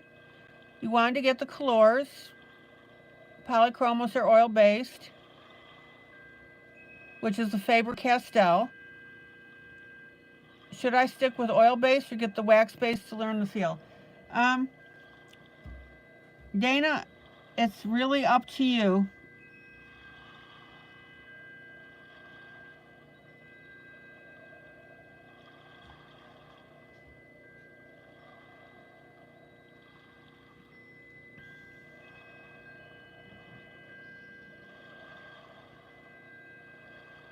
I keep forgetting, but the 520s, I believe, are oil-based as well. The smaller sets, I think, with Color are wax-based. Somebody needs to help me. Oh, Dana, why in the world would you say no more questions? That defeats the purpose of why you're here. Okay, I'm going to blend a little bit with my base color here. I got a little weird with my black.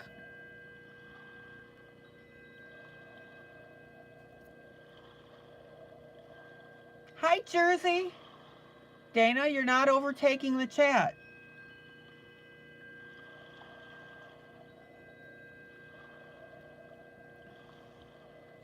But you are making a big mistake if you stop asking questions.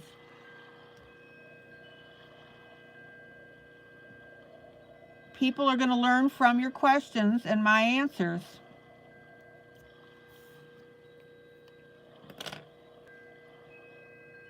Okay, let's pull out. Let me brush this off.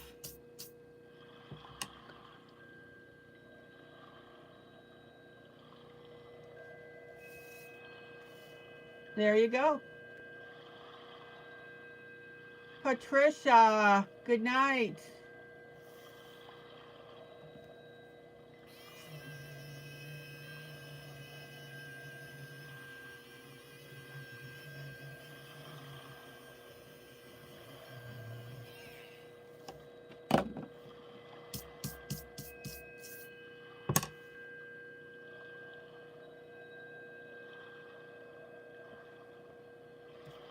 There you go. All right. Now,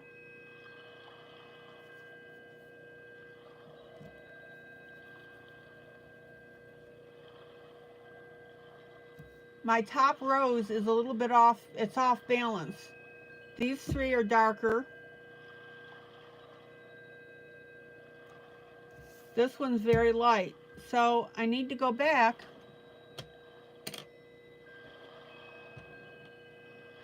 and I'm going to come in with my darkest pink.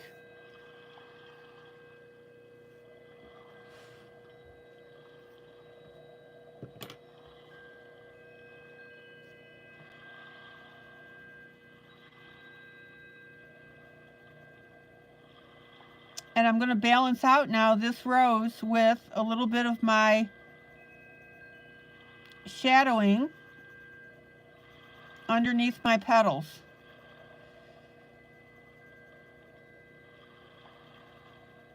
Now, don't forget that you can bring your shadowing out a little bit as well. See how I'm doing that into the V?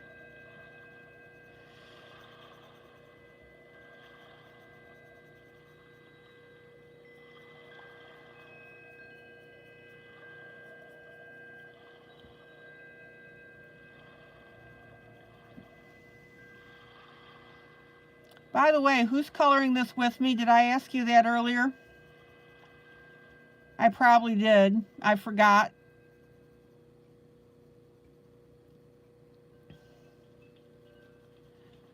Now, remember, when you're coloring, color like you're coloring on a balloon.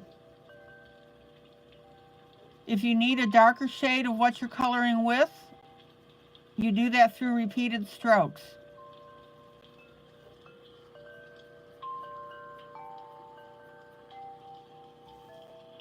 Don't come pounding in with your pencils.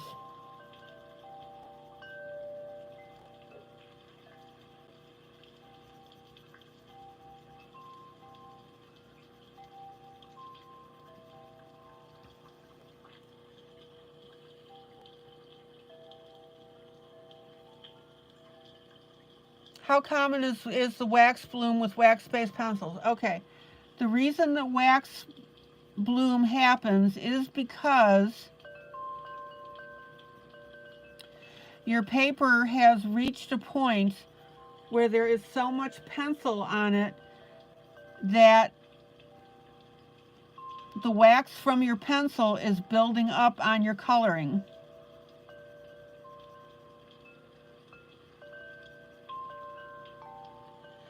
So the only way that wax bloom is going to be common is because if you put it there.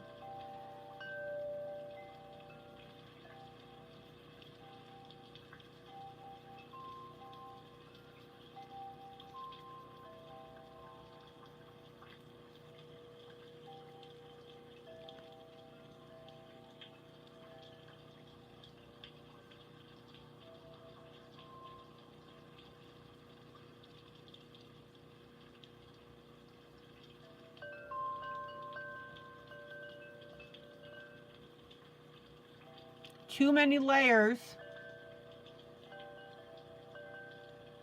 will cause wax bloom.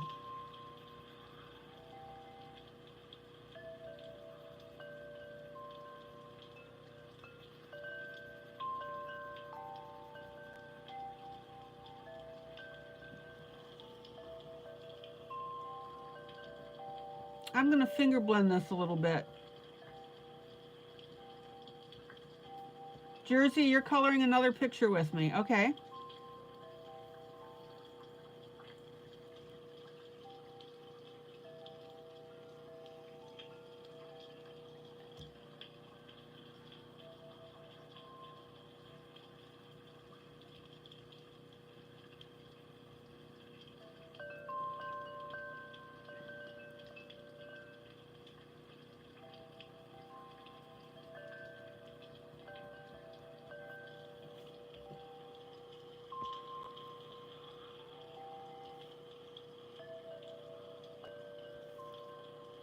There you go. Let's blend this.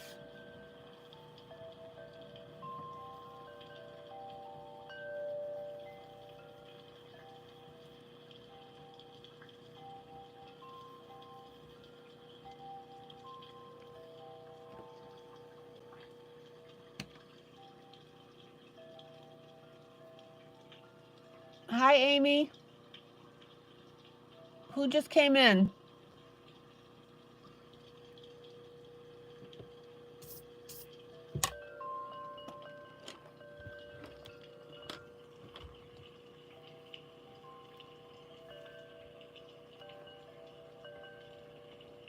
All right, this is where we are so far. Let me grab that link.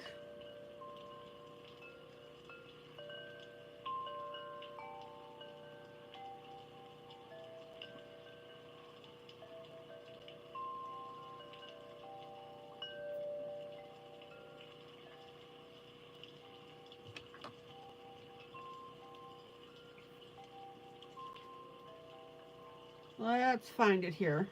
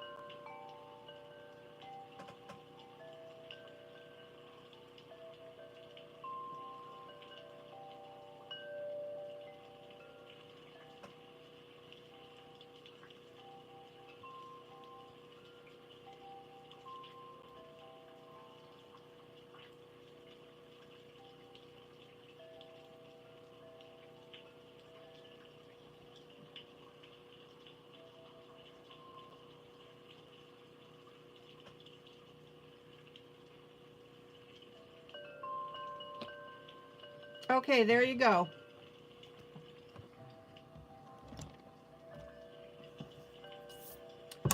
All All right, time for our next project.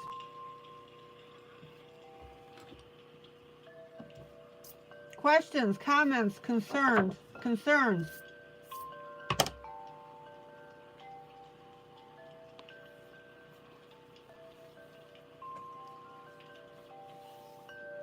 I was hoping that I'd get to one of the boots tonight, but that's not going to happen.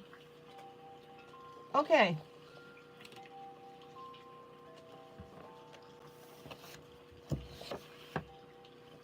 So, I've been working on this image.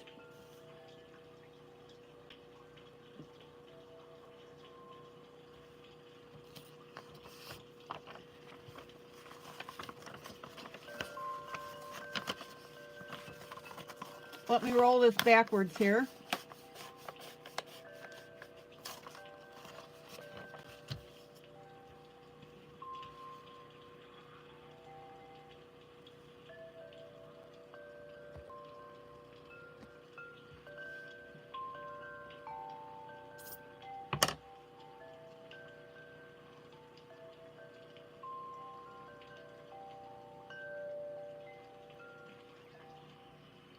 I don't know if now this was a request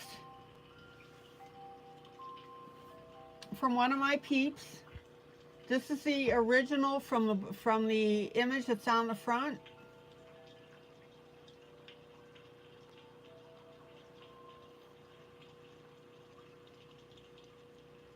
And I was asked to do this with auburn hair and hazel eyes. So that's what I did.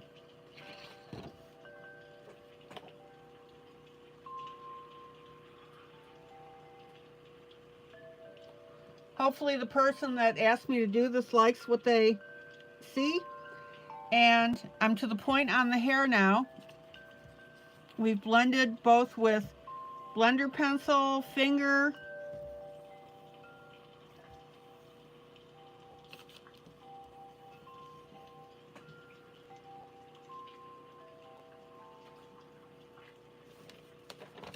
and this is the image that the person gave me to follow for the hair.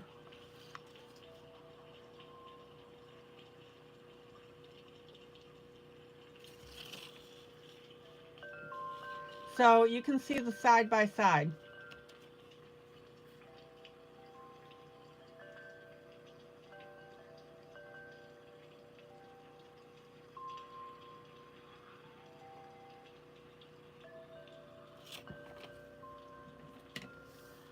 All right.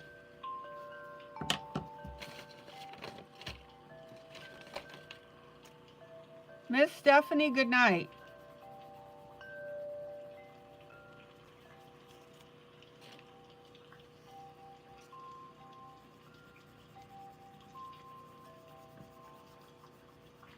Now I'm going to come in with my reddish brown. And I'm going to very, very lightly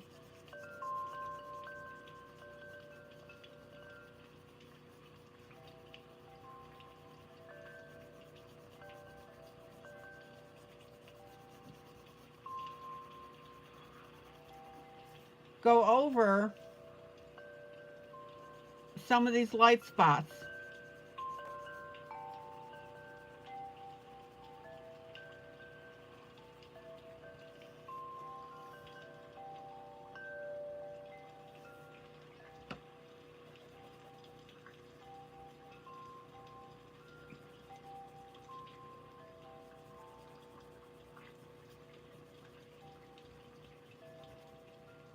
And again, because of the way colored pencil is, that lightness, Miss Annie, good night.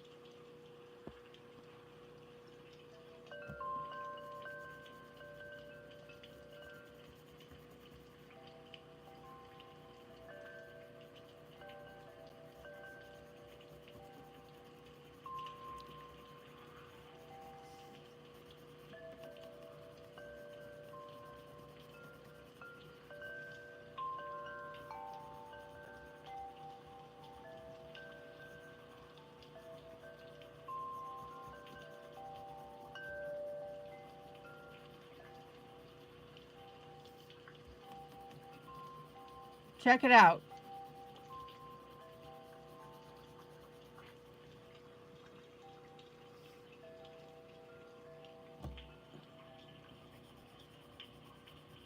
Now, for anybody that's new to the group, if you want to watch this from day one, at least on the hair, you can of course go back to the videos that I've posted.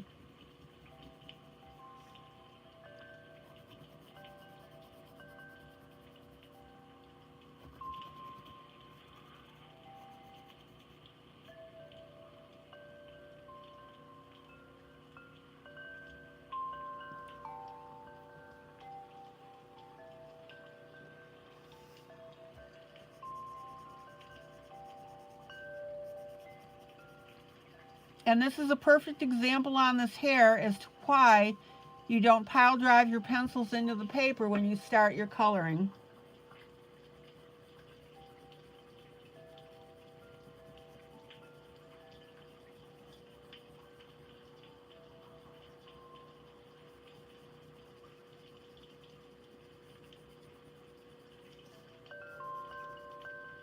Take your time.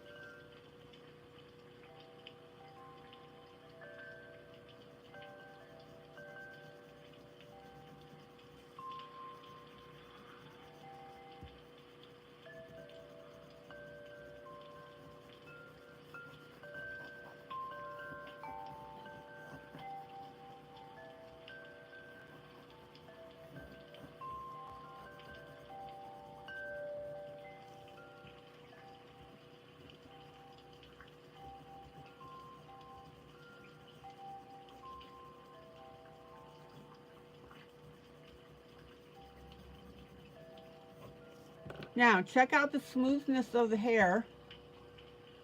This is what I'm working on the right-hand side.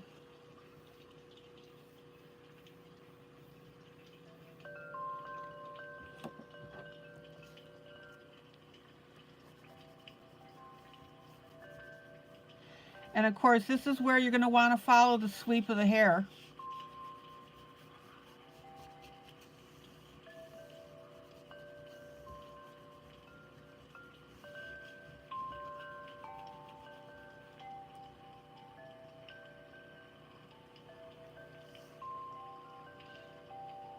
And then I'm going to go through and I will do this on the other side.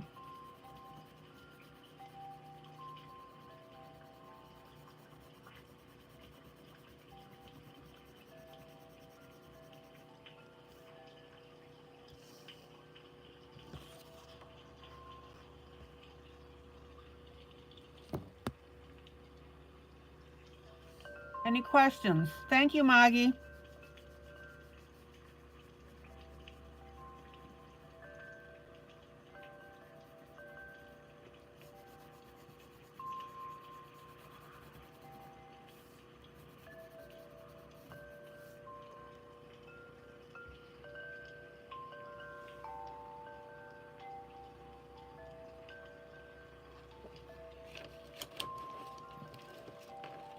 What's the longest I've ever worked on a coloring? Gosh, that's kind of a hard question to answer.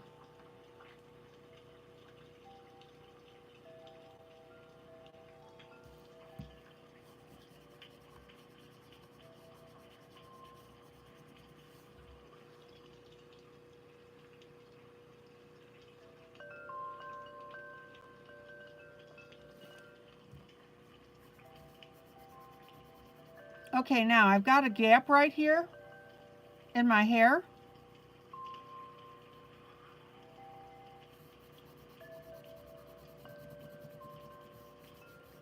So I'm going to go ahead and fill that in.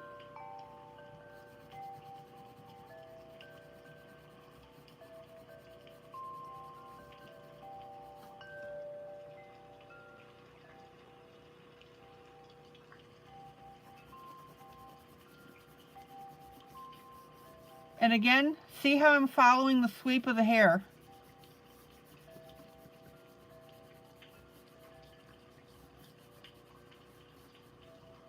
And I want you to notice how this brown is giving us a really nice brownish maroon color.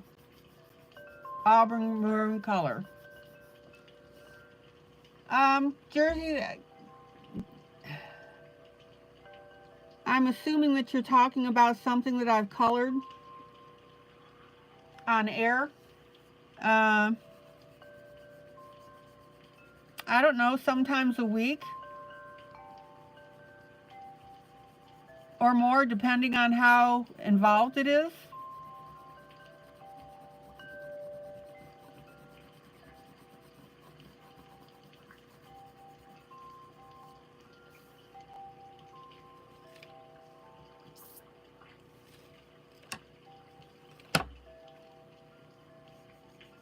Now, notice how beautifully this coloring is coming out.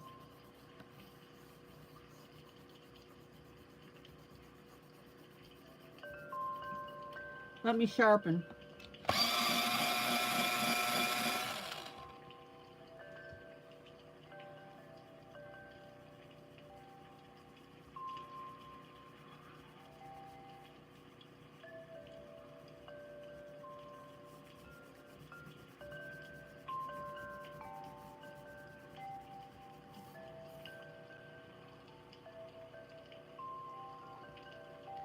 Now, the thing you've got to be careful of when you're doing something like this is you don't want to add so much top coloring that you lose the strands of the hair. And I'm going to blend with my finger.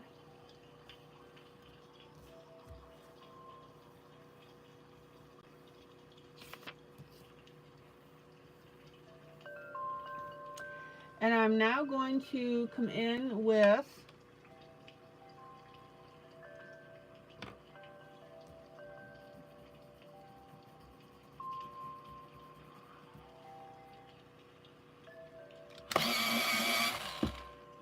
my Faber-Castell 103, which is my ivory.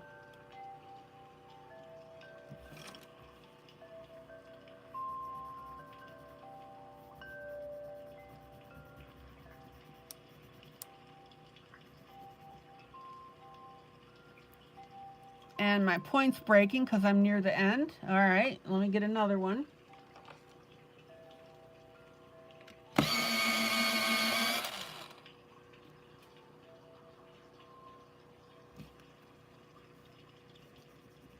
Yeah, Jersey, like I said, that's hard to answer. It just depends on how involved the picture is. So, I don't know, maybe about a week.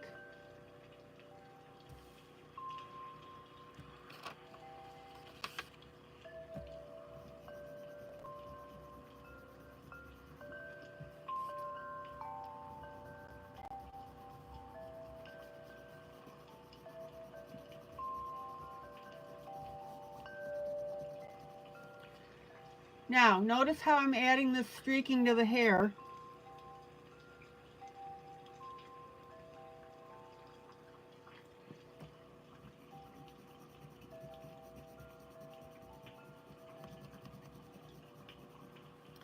And I'm concentrating the streaking where my yellow was. Or is, I should say.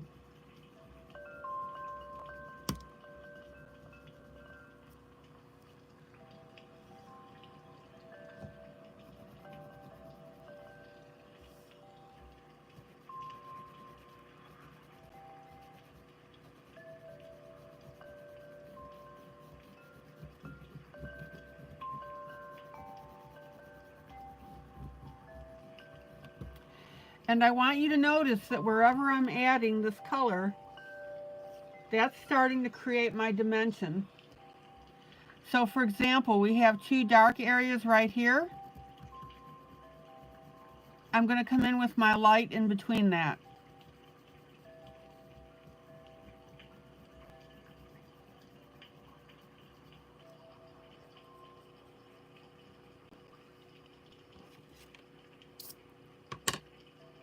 And while I'm doing that, oh sure, no problem. No problem, Jersey.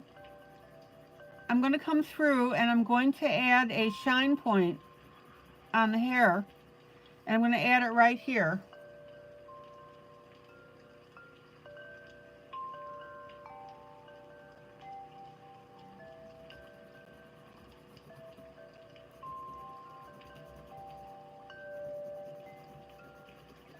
Now, I want you to notice that instead of just coloring like this and moving it all the way across like that, up and down, I'm doing it with the individual strands.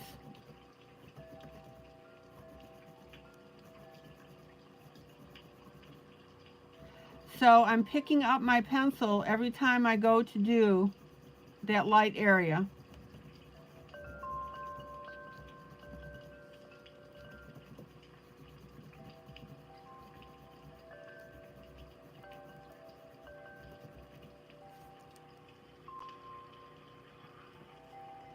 Check out the overall effect.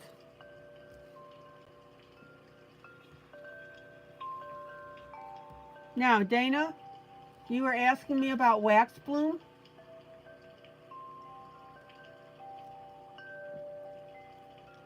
I've got so many layers of color on here of pencil that I'm getting to the point that I may run into wax bloom, or I could run into wax bloom. And I don't want to do that, so I'm done with my layers.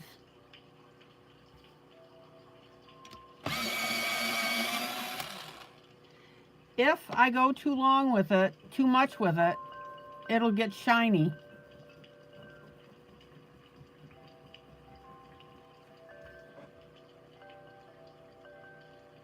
How do you resolve it if it happens?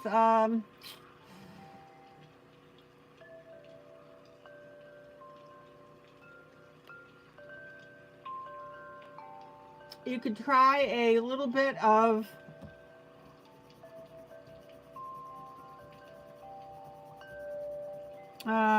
alcohol.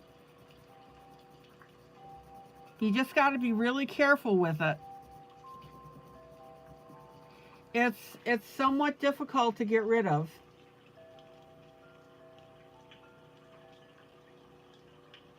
Linda, good night.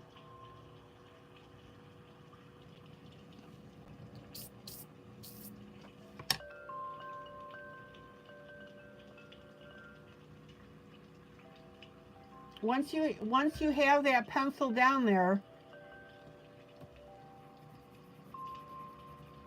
there's really not too much you can do to get rid of it. The only other option is to erase the area and recolor it, but that's even got to be done carefully.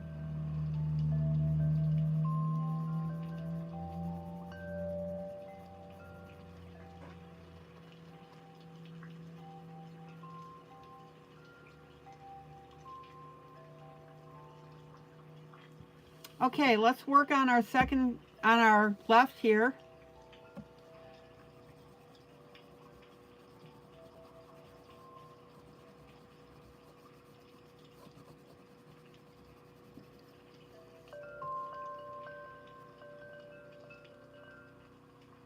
Dana, I'm not hedging your question. It's just difficult to get rid of. Again, you could try erasing, but then you potentially run into the problem of damaging the paper underneath.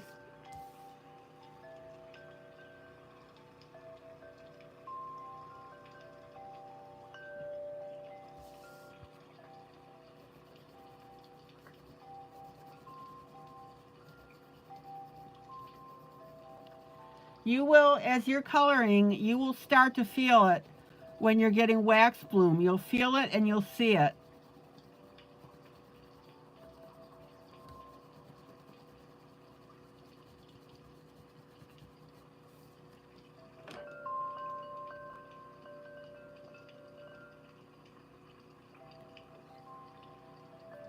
Okay.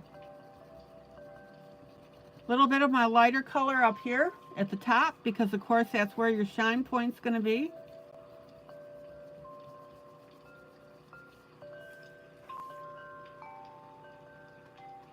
Good night, Kathy.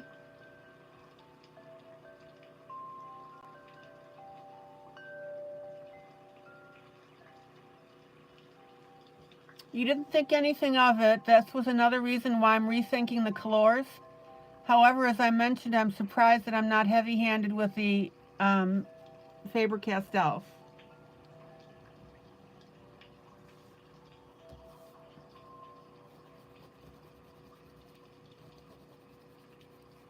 Dana, don't rethink your colors just because you're afraid of wax bloom.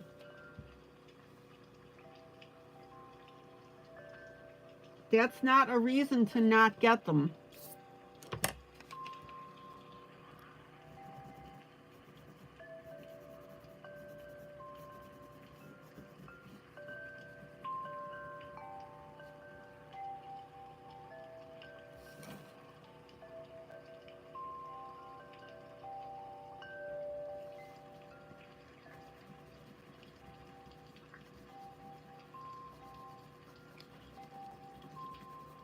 By the way, Dana, there is wax in the Faber-Castells. All pencils have wax.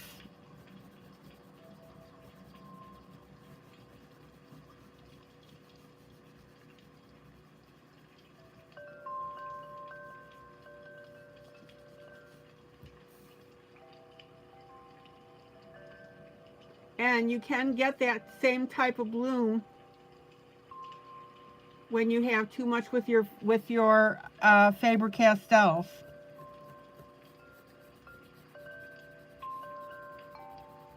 Bloom happens when your paper just cannot accept any more of your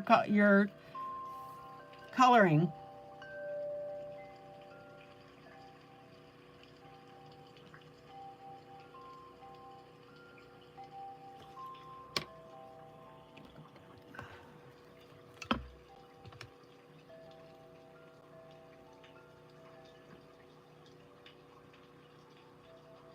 Let me double check something.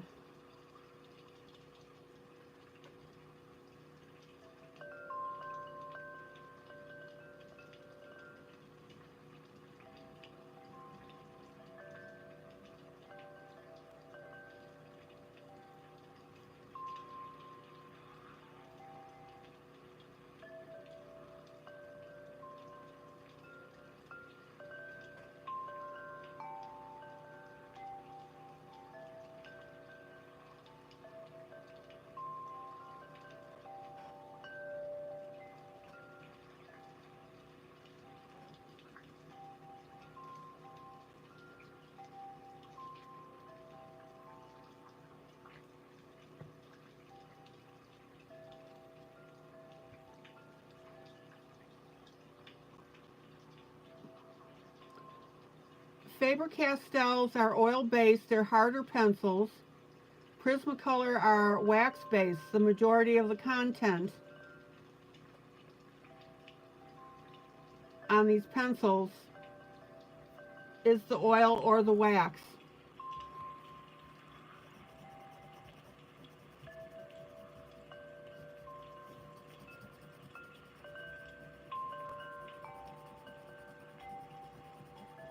I need to verify that information about our pencils.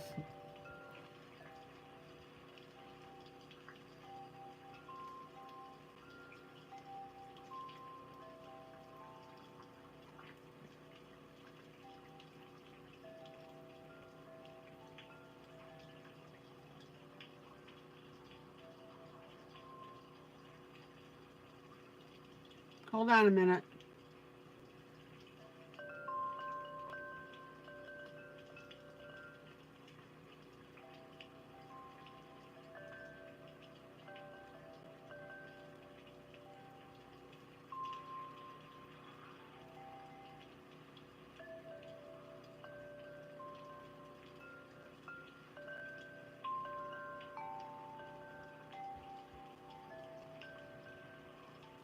Okay, I'm searching this information before I spread any wrong information. So this says no, not all colored pencils contain wax. Oh, there we go. Veggie oil. Yeah, wax and highest quality pigments on Faber-Castells. Pencils with more wax are considered wax-based, while pencils with more oil are considered oil-based.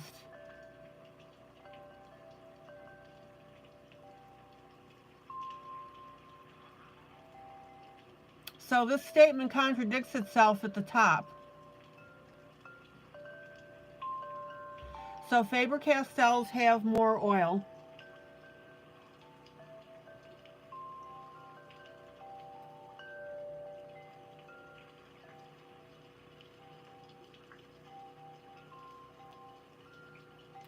And as Dana just pointed out,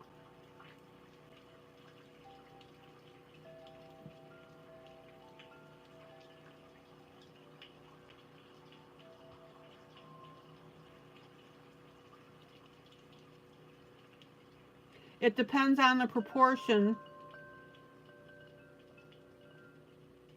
of wax to oil.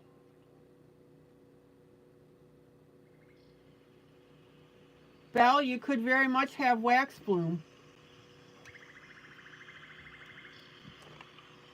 Dana, not trivial at all.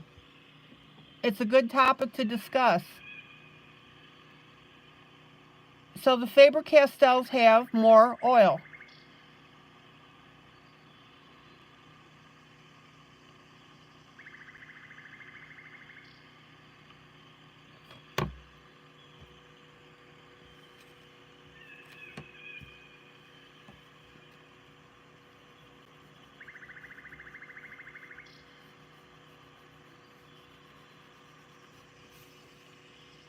Okay, check out this hair.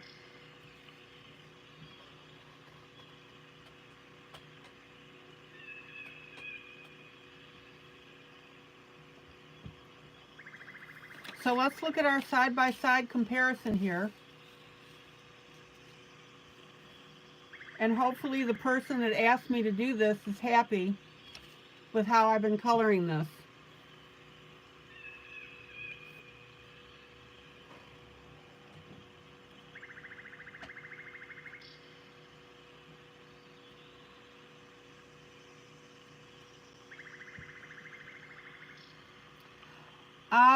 Dana, I don't know if that's true about them breaking less. If you drop a pencil, that core can break.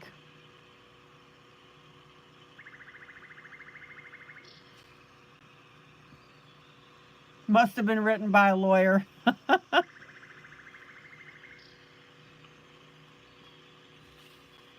So here's the side-by-side. Here's the coloring on the hair. And the hazel eyes. All right, let's put a background on this so that we can wrap this one up.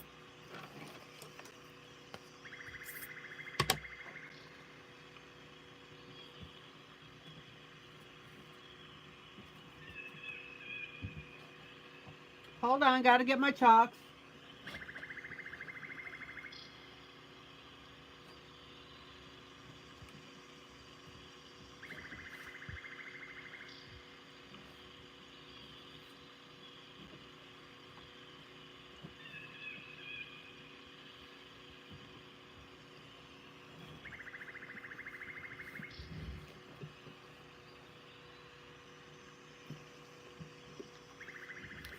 Well, Dana,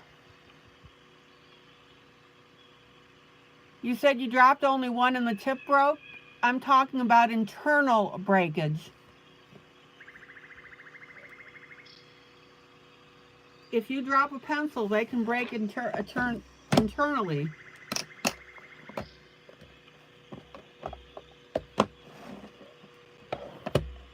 Okay, wrong box.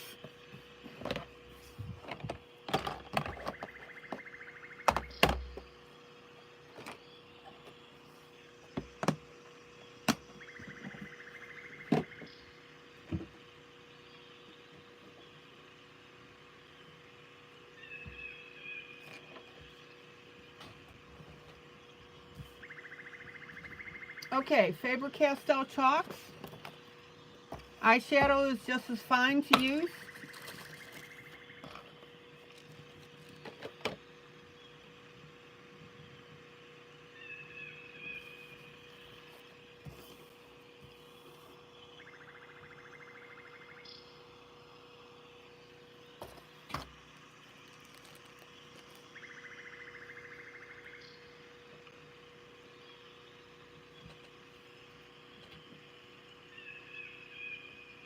Let me get my little smudgy sticks.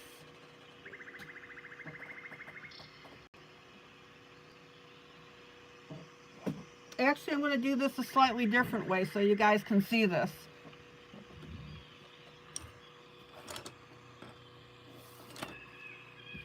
Paper towel.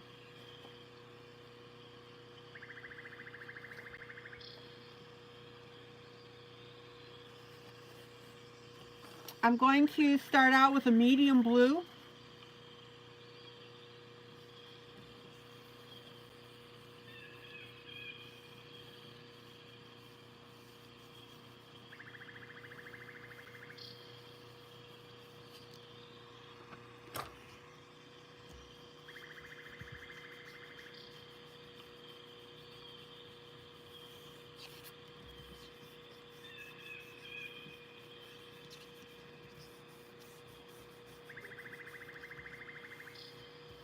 And blend that in.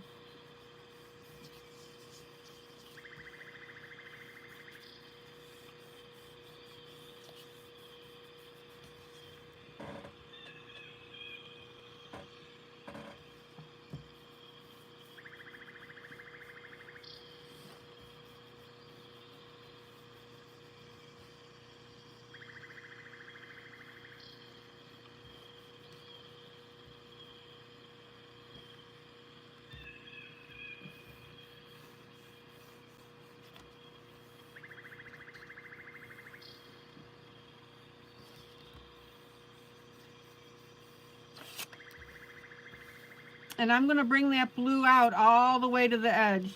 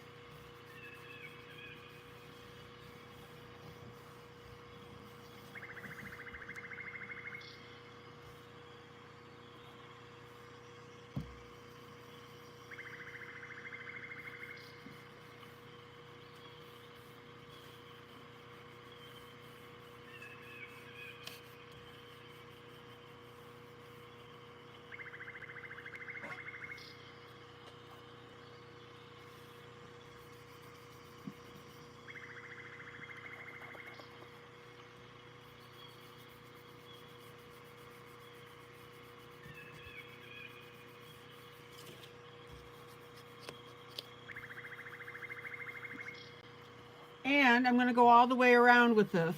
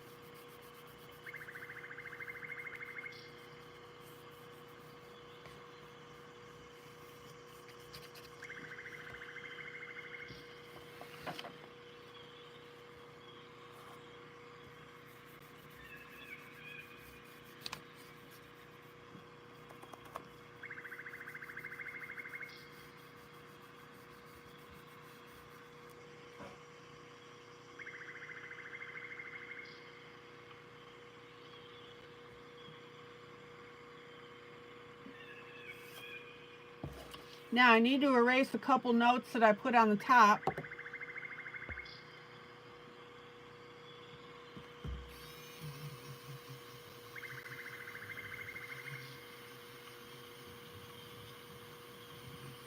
I probably should have written them on the back.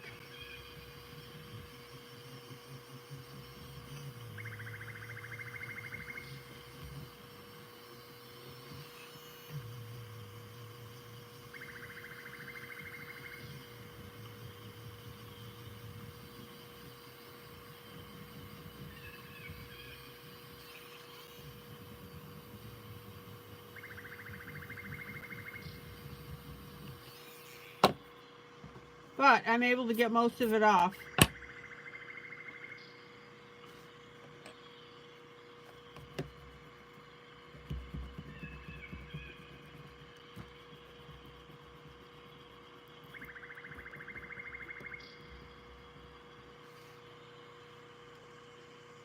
Miss Kitty, good night.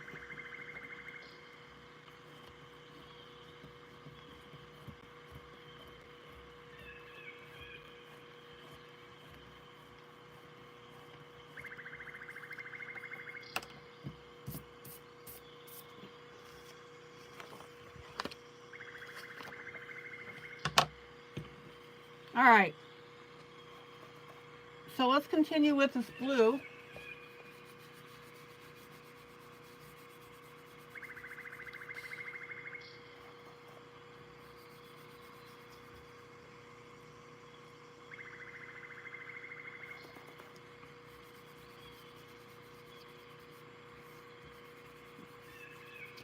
And I'm also going to put this blue over the gray in the upper left-hand corner.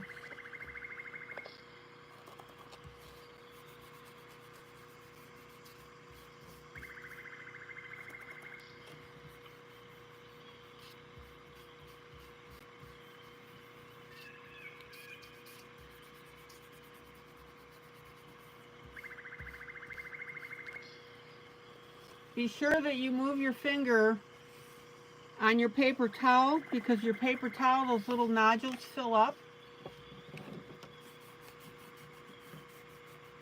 and it won't blend properly.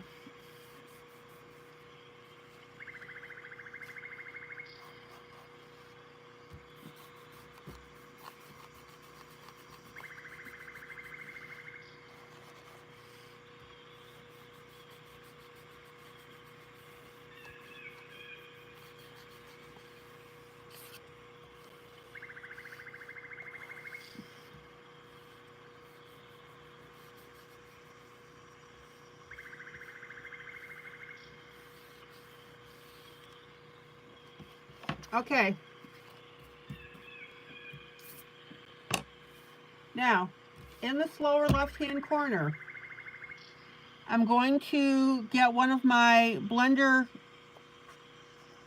stumps that match the turquoise that I used.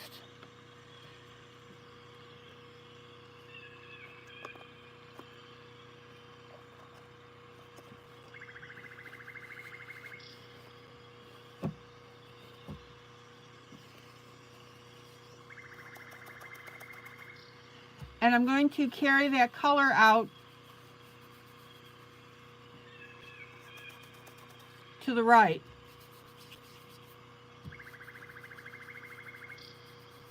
And I'm sorry, that's my other right, to my left.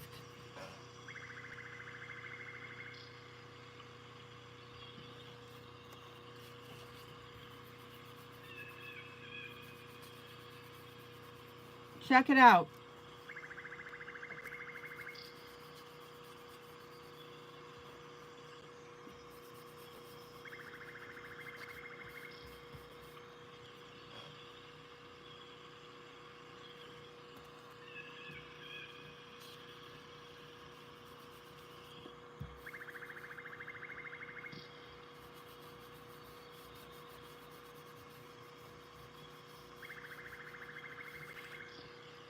And I'm going to also blend it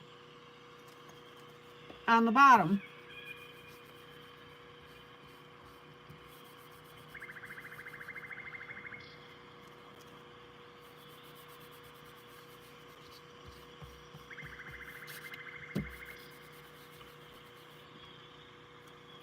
Isn't that cool?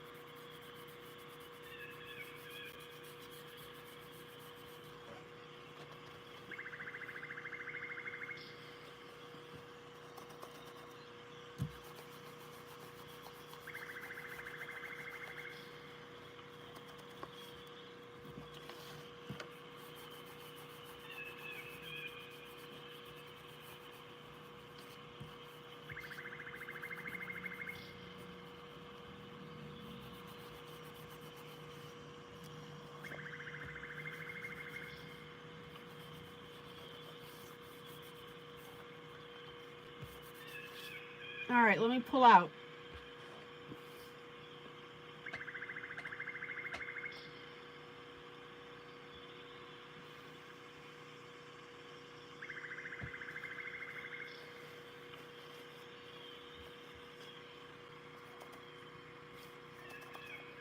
And I'm going to go back to my light blue here and get that area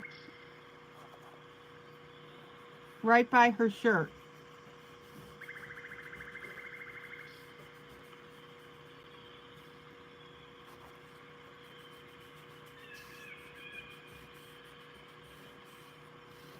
And then I'm going to come in with a slightly darker blue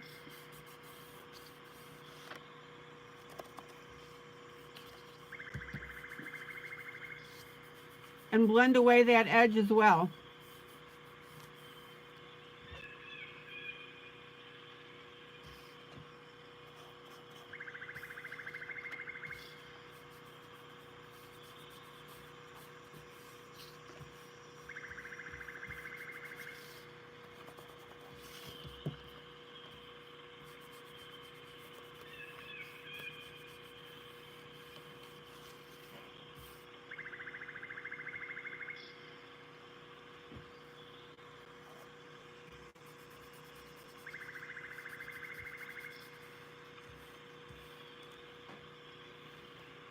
Any questions?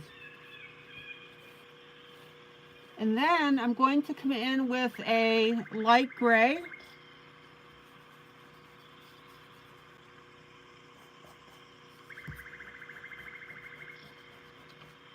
And blend away my edge up in that corner.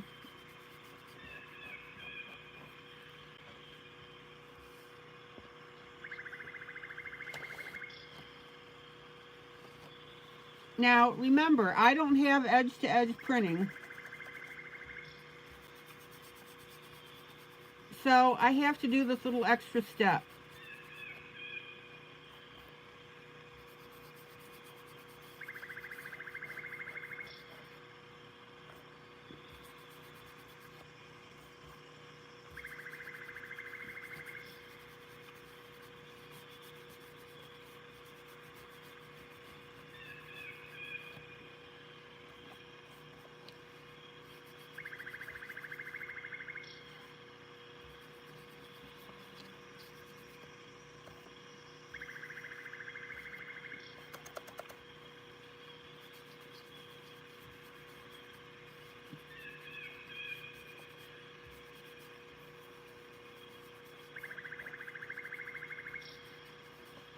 Check it out.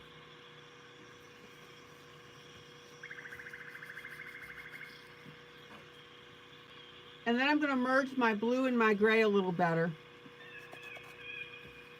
Not a little better, a lot better.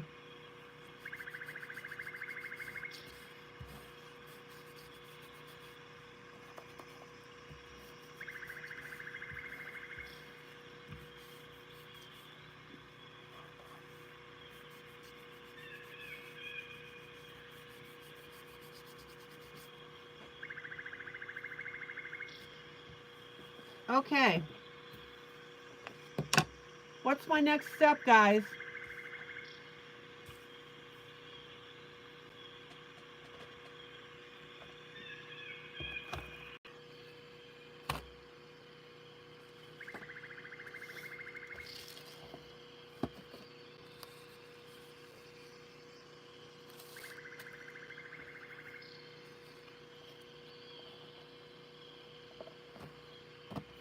Okay, where'd my rubber band go?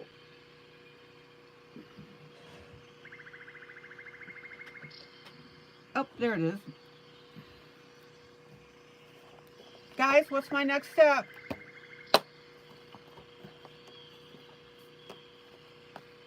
Belle, what picture would I be disappointed in?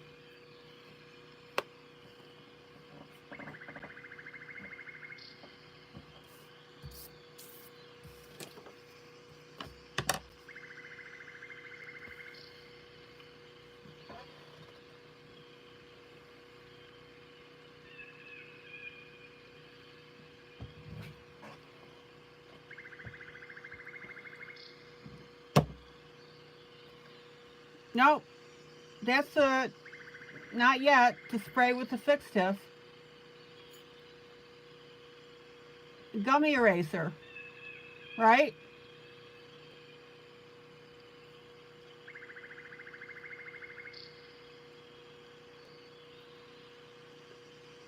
Belle, I'm sorry, I'm confused. Why would I be disappointed in this picture?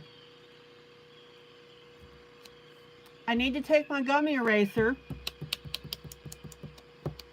and anywhere next to my pencil, I need to tap it and pick up anything that got on my colored pencil area.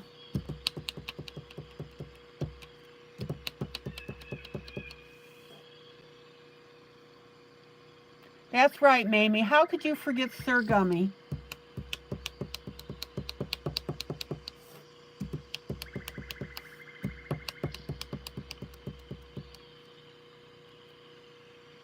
Yes, from the chalk.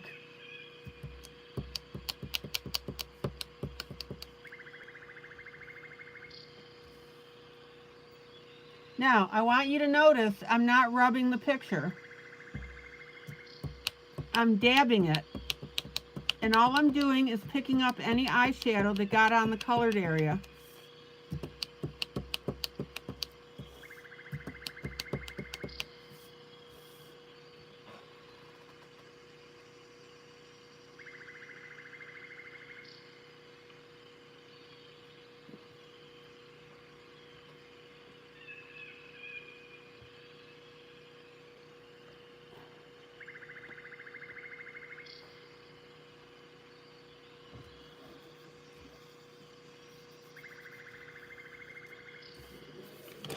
I'm calling this one done.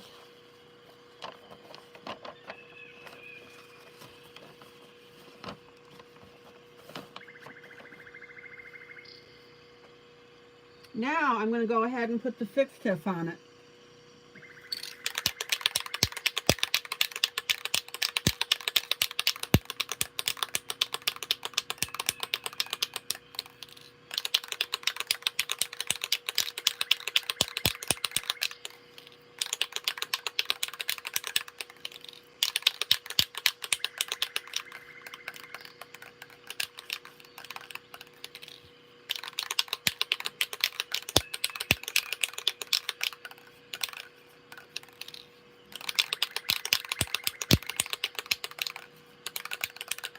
Belle, if you've posted yours, I haven't seen it yet. Okay, so this is the fix tiff that I use. Krylon number 1306. Protects pencil, pastel, and chalk. Prevents smudging. Allows easy rework. Acid-free, archival, safe. That's why you don't want to use hairspray.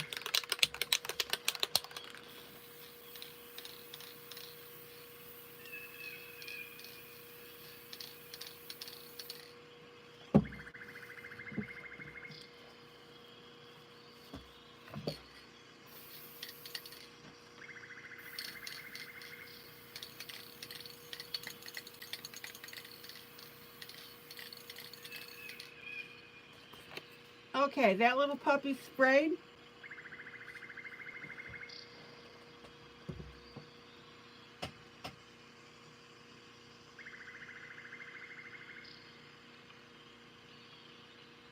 Okay, Thomas, thank you.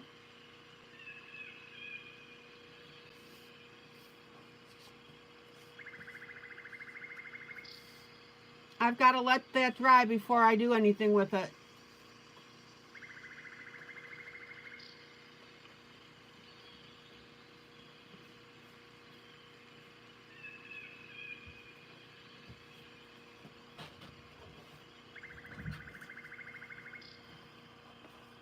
Any questions? Comments? You can do this, guys. I've walked you through every step.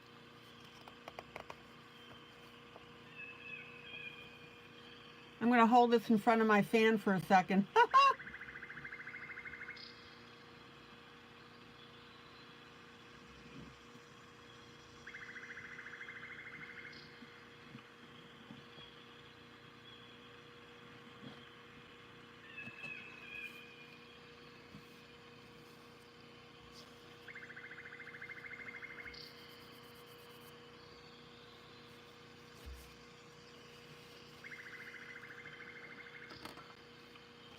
I think it turned out pretty well.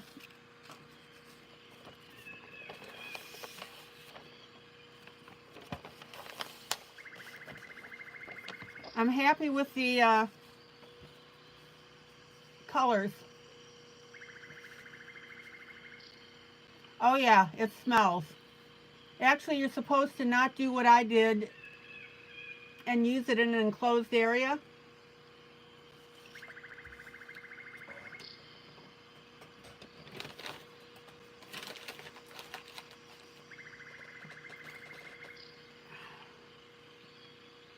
Let me go ahead and sign this.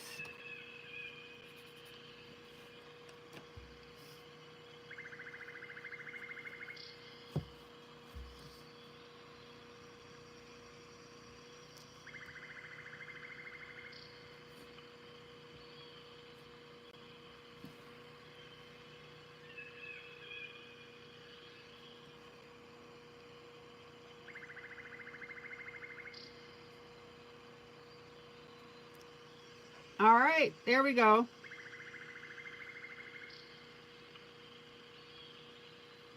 I've got to get in touch with the person that asked me to do this and get her name, and I'll put her name on this picture.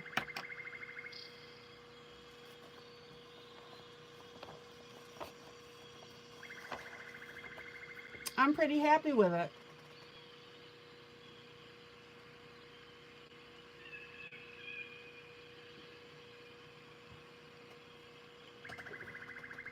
Okay.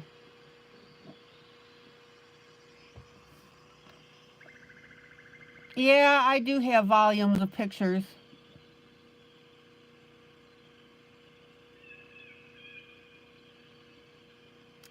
Actually, I have a bunch of pictures that I haven't put into sleeves yet, and I've been considering making a video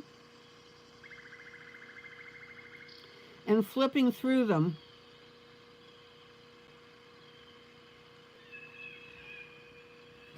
And by the way, guys,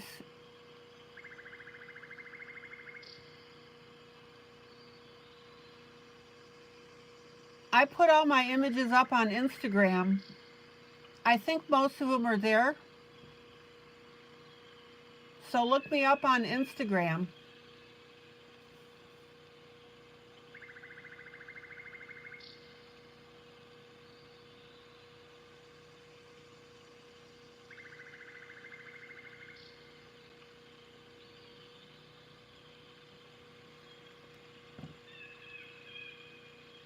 Okay, I've got about 10 minutes left.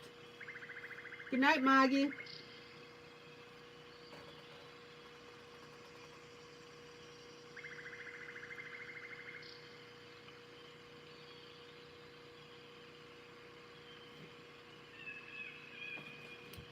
The only other thing that I might do is round up the top of the head with the colors of the hair. I'll do that off camera before I post this.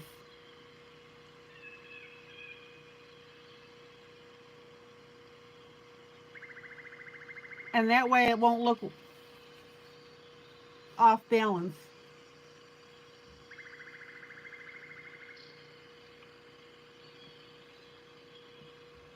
I'm sorry, Dana, what's a great idea? Is to what, go through and do a video? Maybe I could create an album in the group of my finished pictures.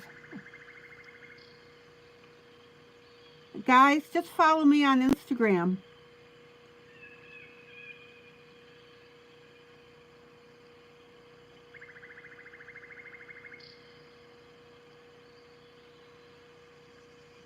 I just ordered a box of sheet protectors. I'm going to go ahead and... Oh, rounding off the head? Yeah. Again, it's because I don't have an edge-to-edge printer. So I'll round off that little bit. It's not much. Actually, rather than go back to this, I'm going to go ahead and round it off now. Let me find my pencil.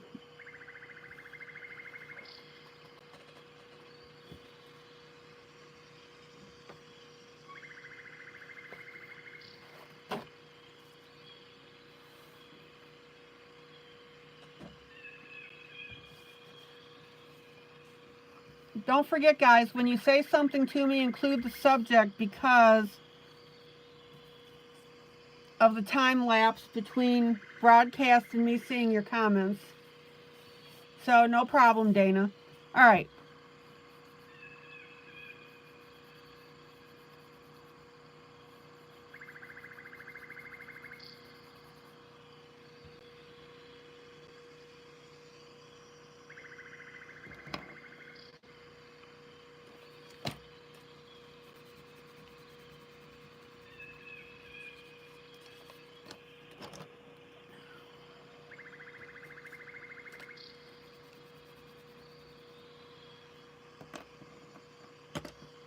So let me go ahead and round this off.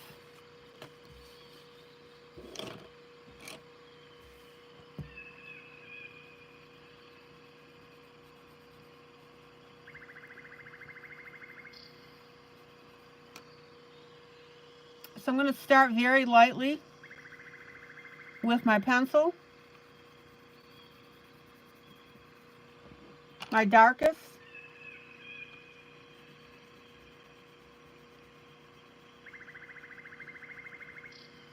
and then I'll come in with my lighter brown. And again, you may not have to do this if you have edge-to-edge printing.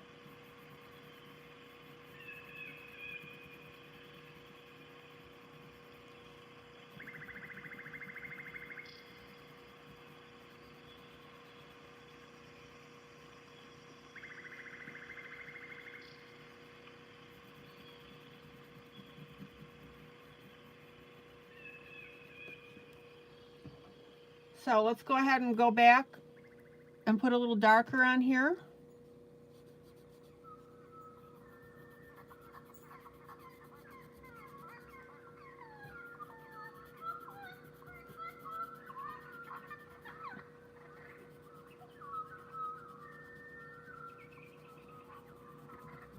Oh, much better. And then we'll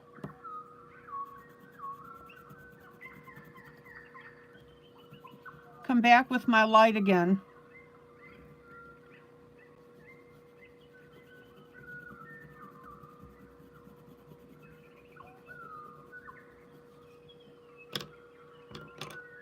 And I just need to make sure that I also add my dimension here. That's the wrong color. Oh, let me see, a little bit of Payne's gray here.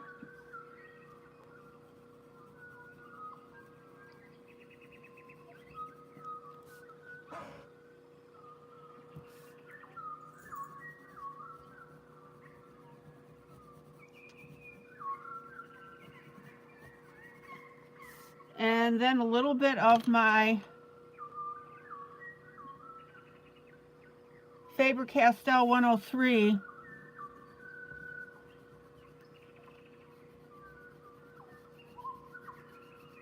So that we've got that streaking completed.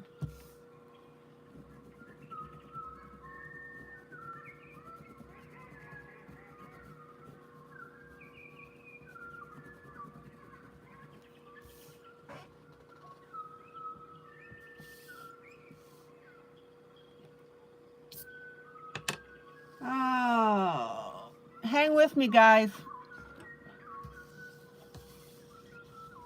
I may run over a little bit.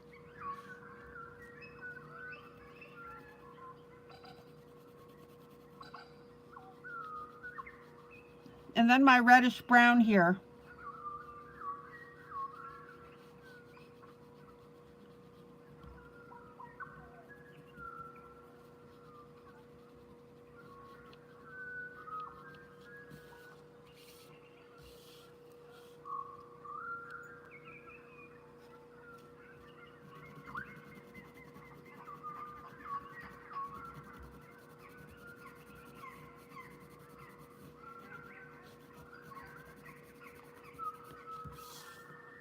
Okay.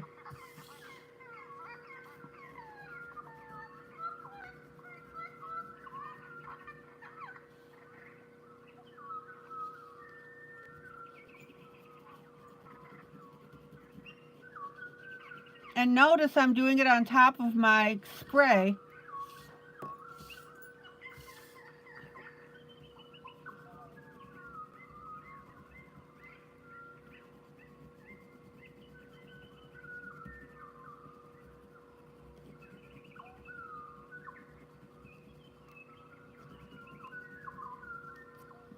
And I'm thinking that you would be hard pressed to tell where that line is.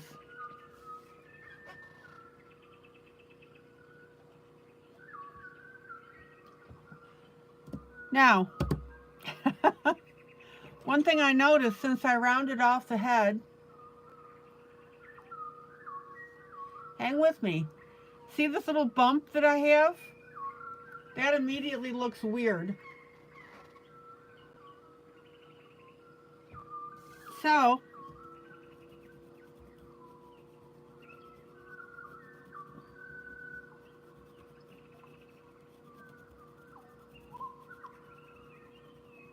we need to tweak that.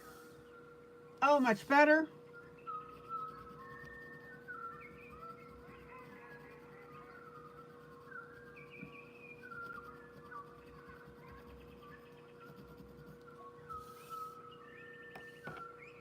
There you go.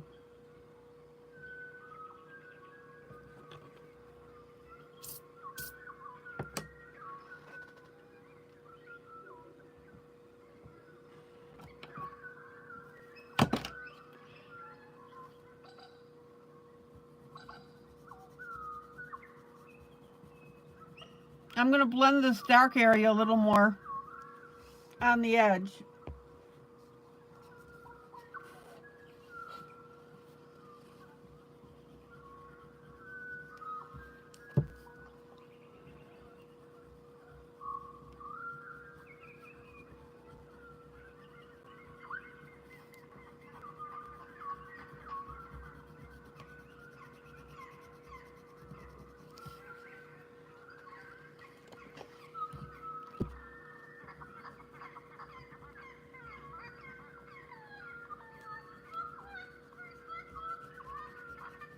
Check it out.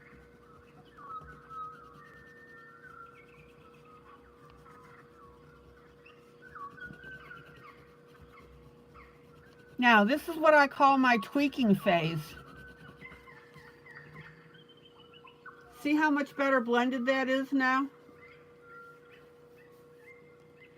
And I also want you to notice that I added just a little bit of darker color going up towards the back where I added the additional hair.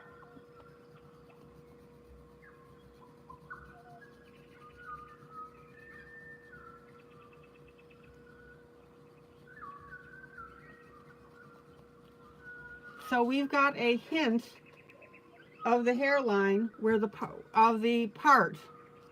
Everybody see that?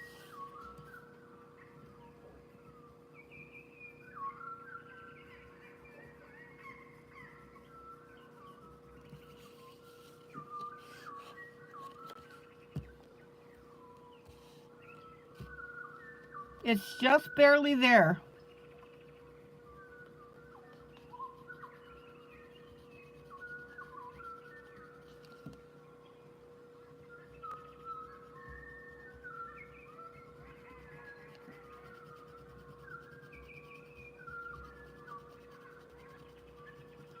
Now, this is why I like my Krylon spray so much, is because it allows for this rework without any problem.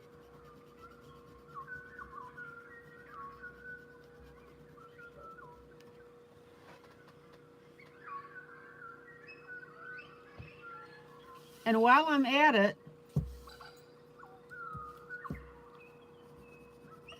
I'm going to go over my dark areas with this dark brown.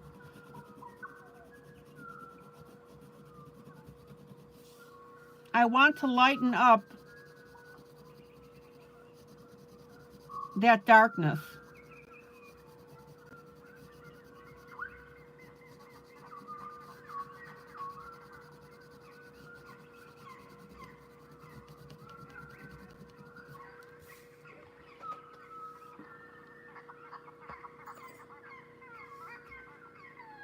See the difference? So now that black is not as harsh as it was.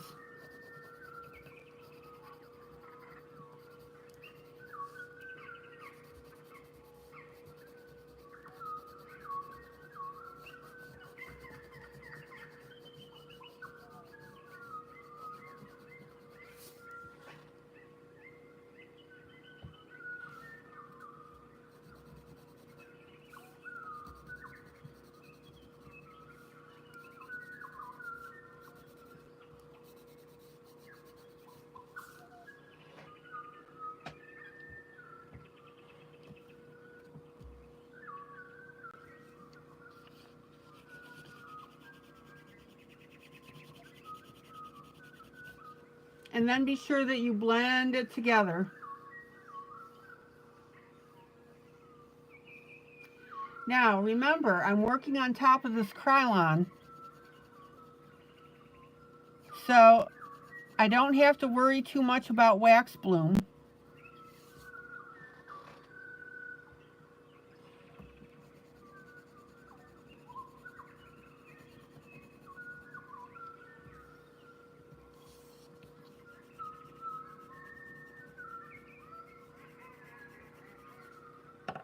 Okay, now I'm happy with it.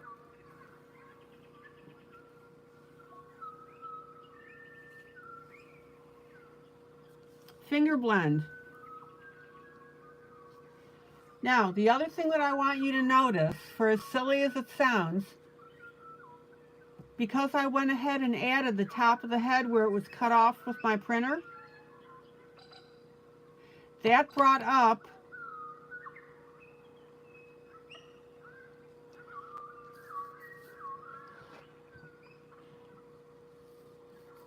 my feeling that I needed to blend this more. Yes, to a degree, the fixative will discourage wax bloom, but fixative will not fix wax bloom after the fact.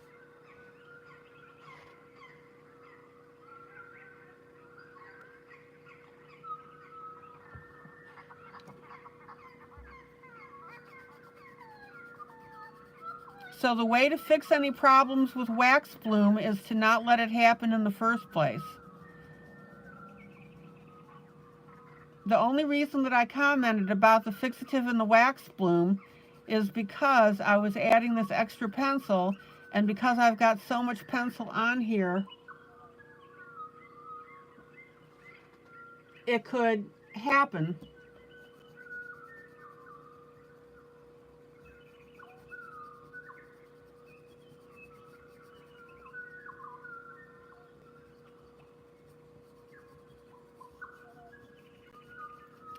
Now, if you felt that you needed to color an area more than what you did, but you're afraid of wax bloom, you could go ahead and put your fixative on and then continue. But keep in mind, Dana and everybody else, that if you continue, you could get wax bloom from continuing with all the additional color.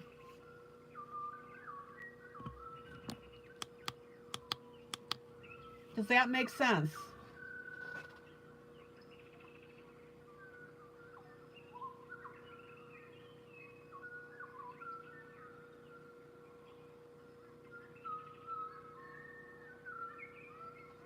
So number one, fixative does not cure wax bloom. But if you absolutely have to continue in an area with more color, you could put on a layer of your fixative, let it dry thoroughly, and then go ahead and keep going.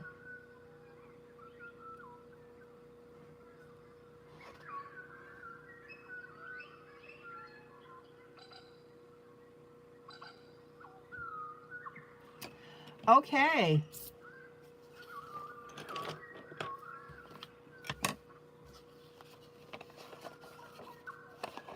And Dana, I love your questions. Everybody else is going to want to know as well. Calling this one done. I'll have a new second image tomorrow, which is going to be my Disney image. And Thomas has asked me to do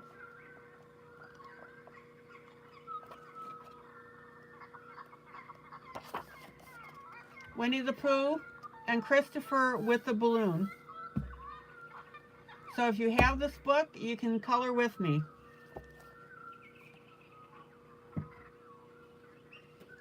And then the first image, which is out of one of my published books, Picture Mandala's Jubilee. We worked on the roses. I showed you some techniques with this.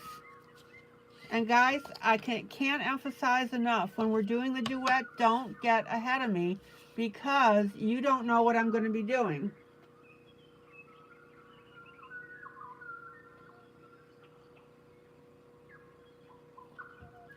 Okay, guys, this is ILene Vick for Teaching Adult Coloring with ILene Vick. Guys, joyous, joyous coloring. I'll see you tomorrow night, same time, same place. Guys, love on each other.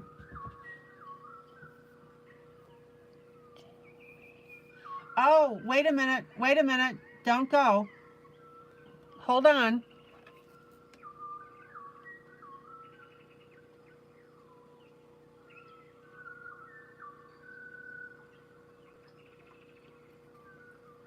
So the person that asked me to do this picture just told me what her name was.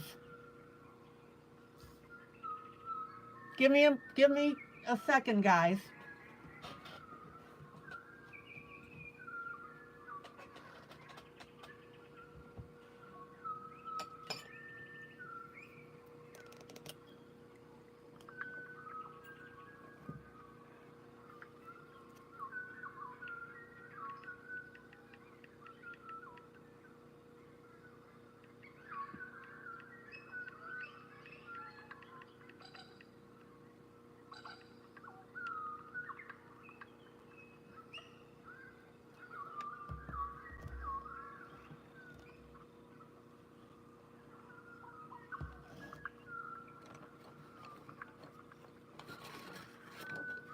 Hold on, hold on, hold on. Don't go.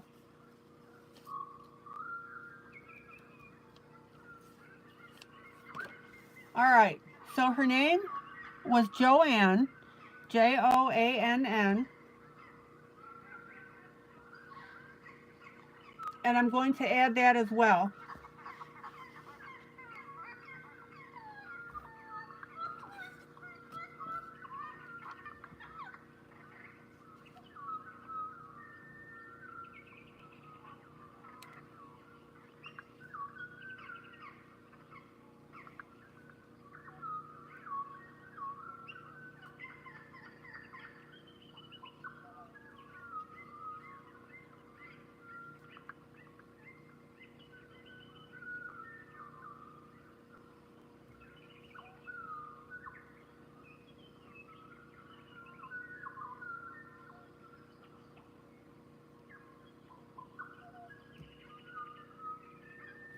All right.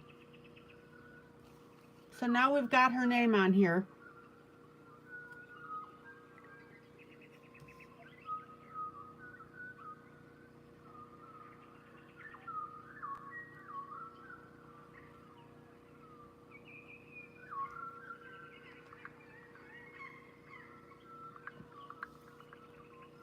So let's go ahead, and I'm going to put a little heart on there because, and also I've been told that she died at age 12.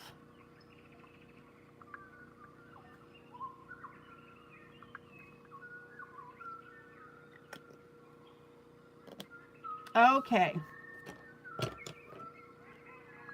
There you go.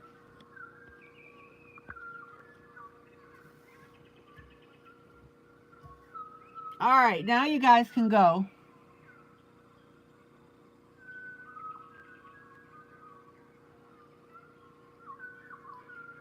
Love you guys. As I was saying, love on each other. That's what we do. Please be sure to hit that like button.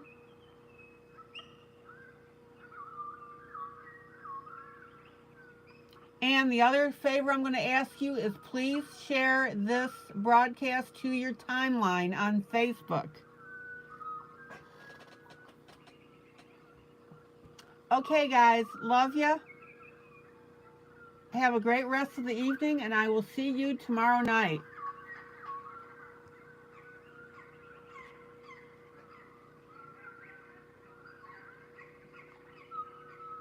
Bye.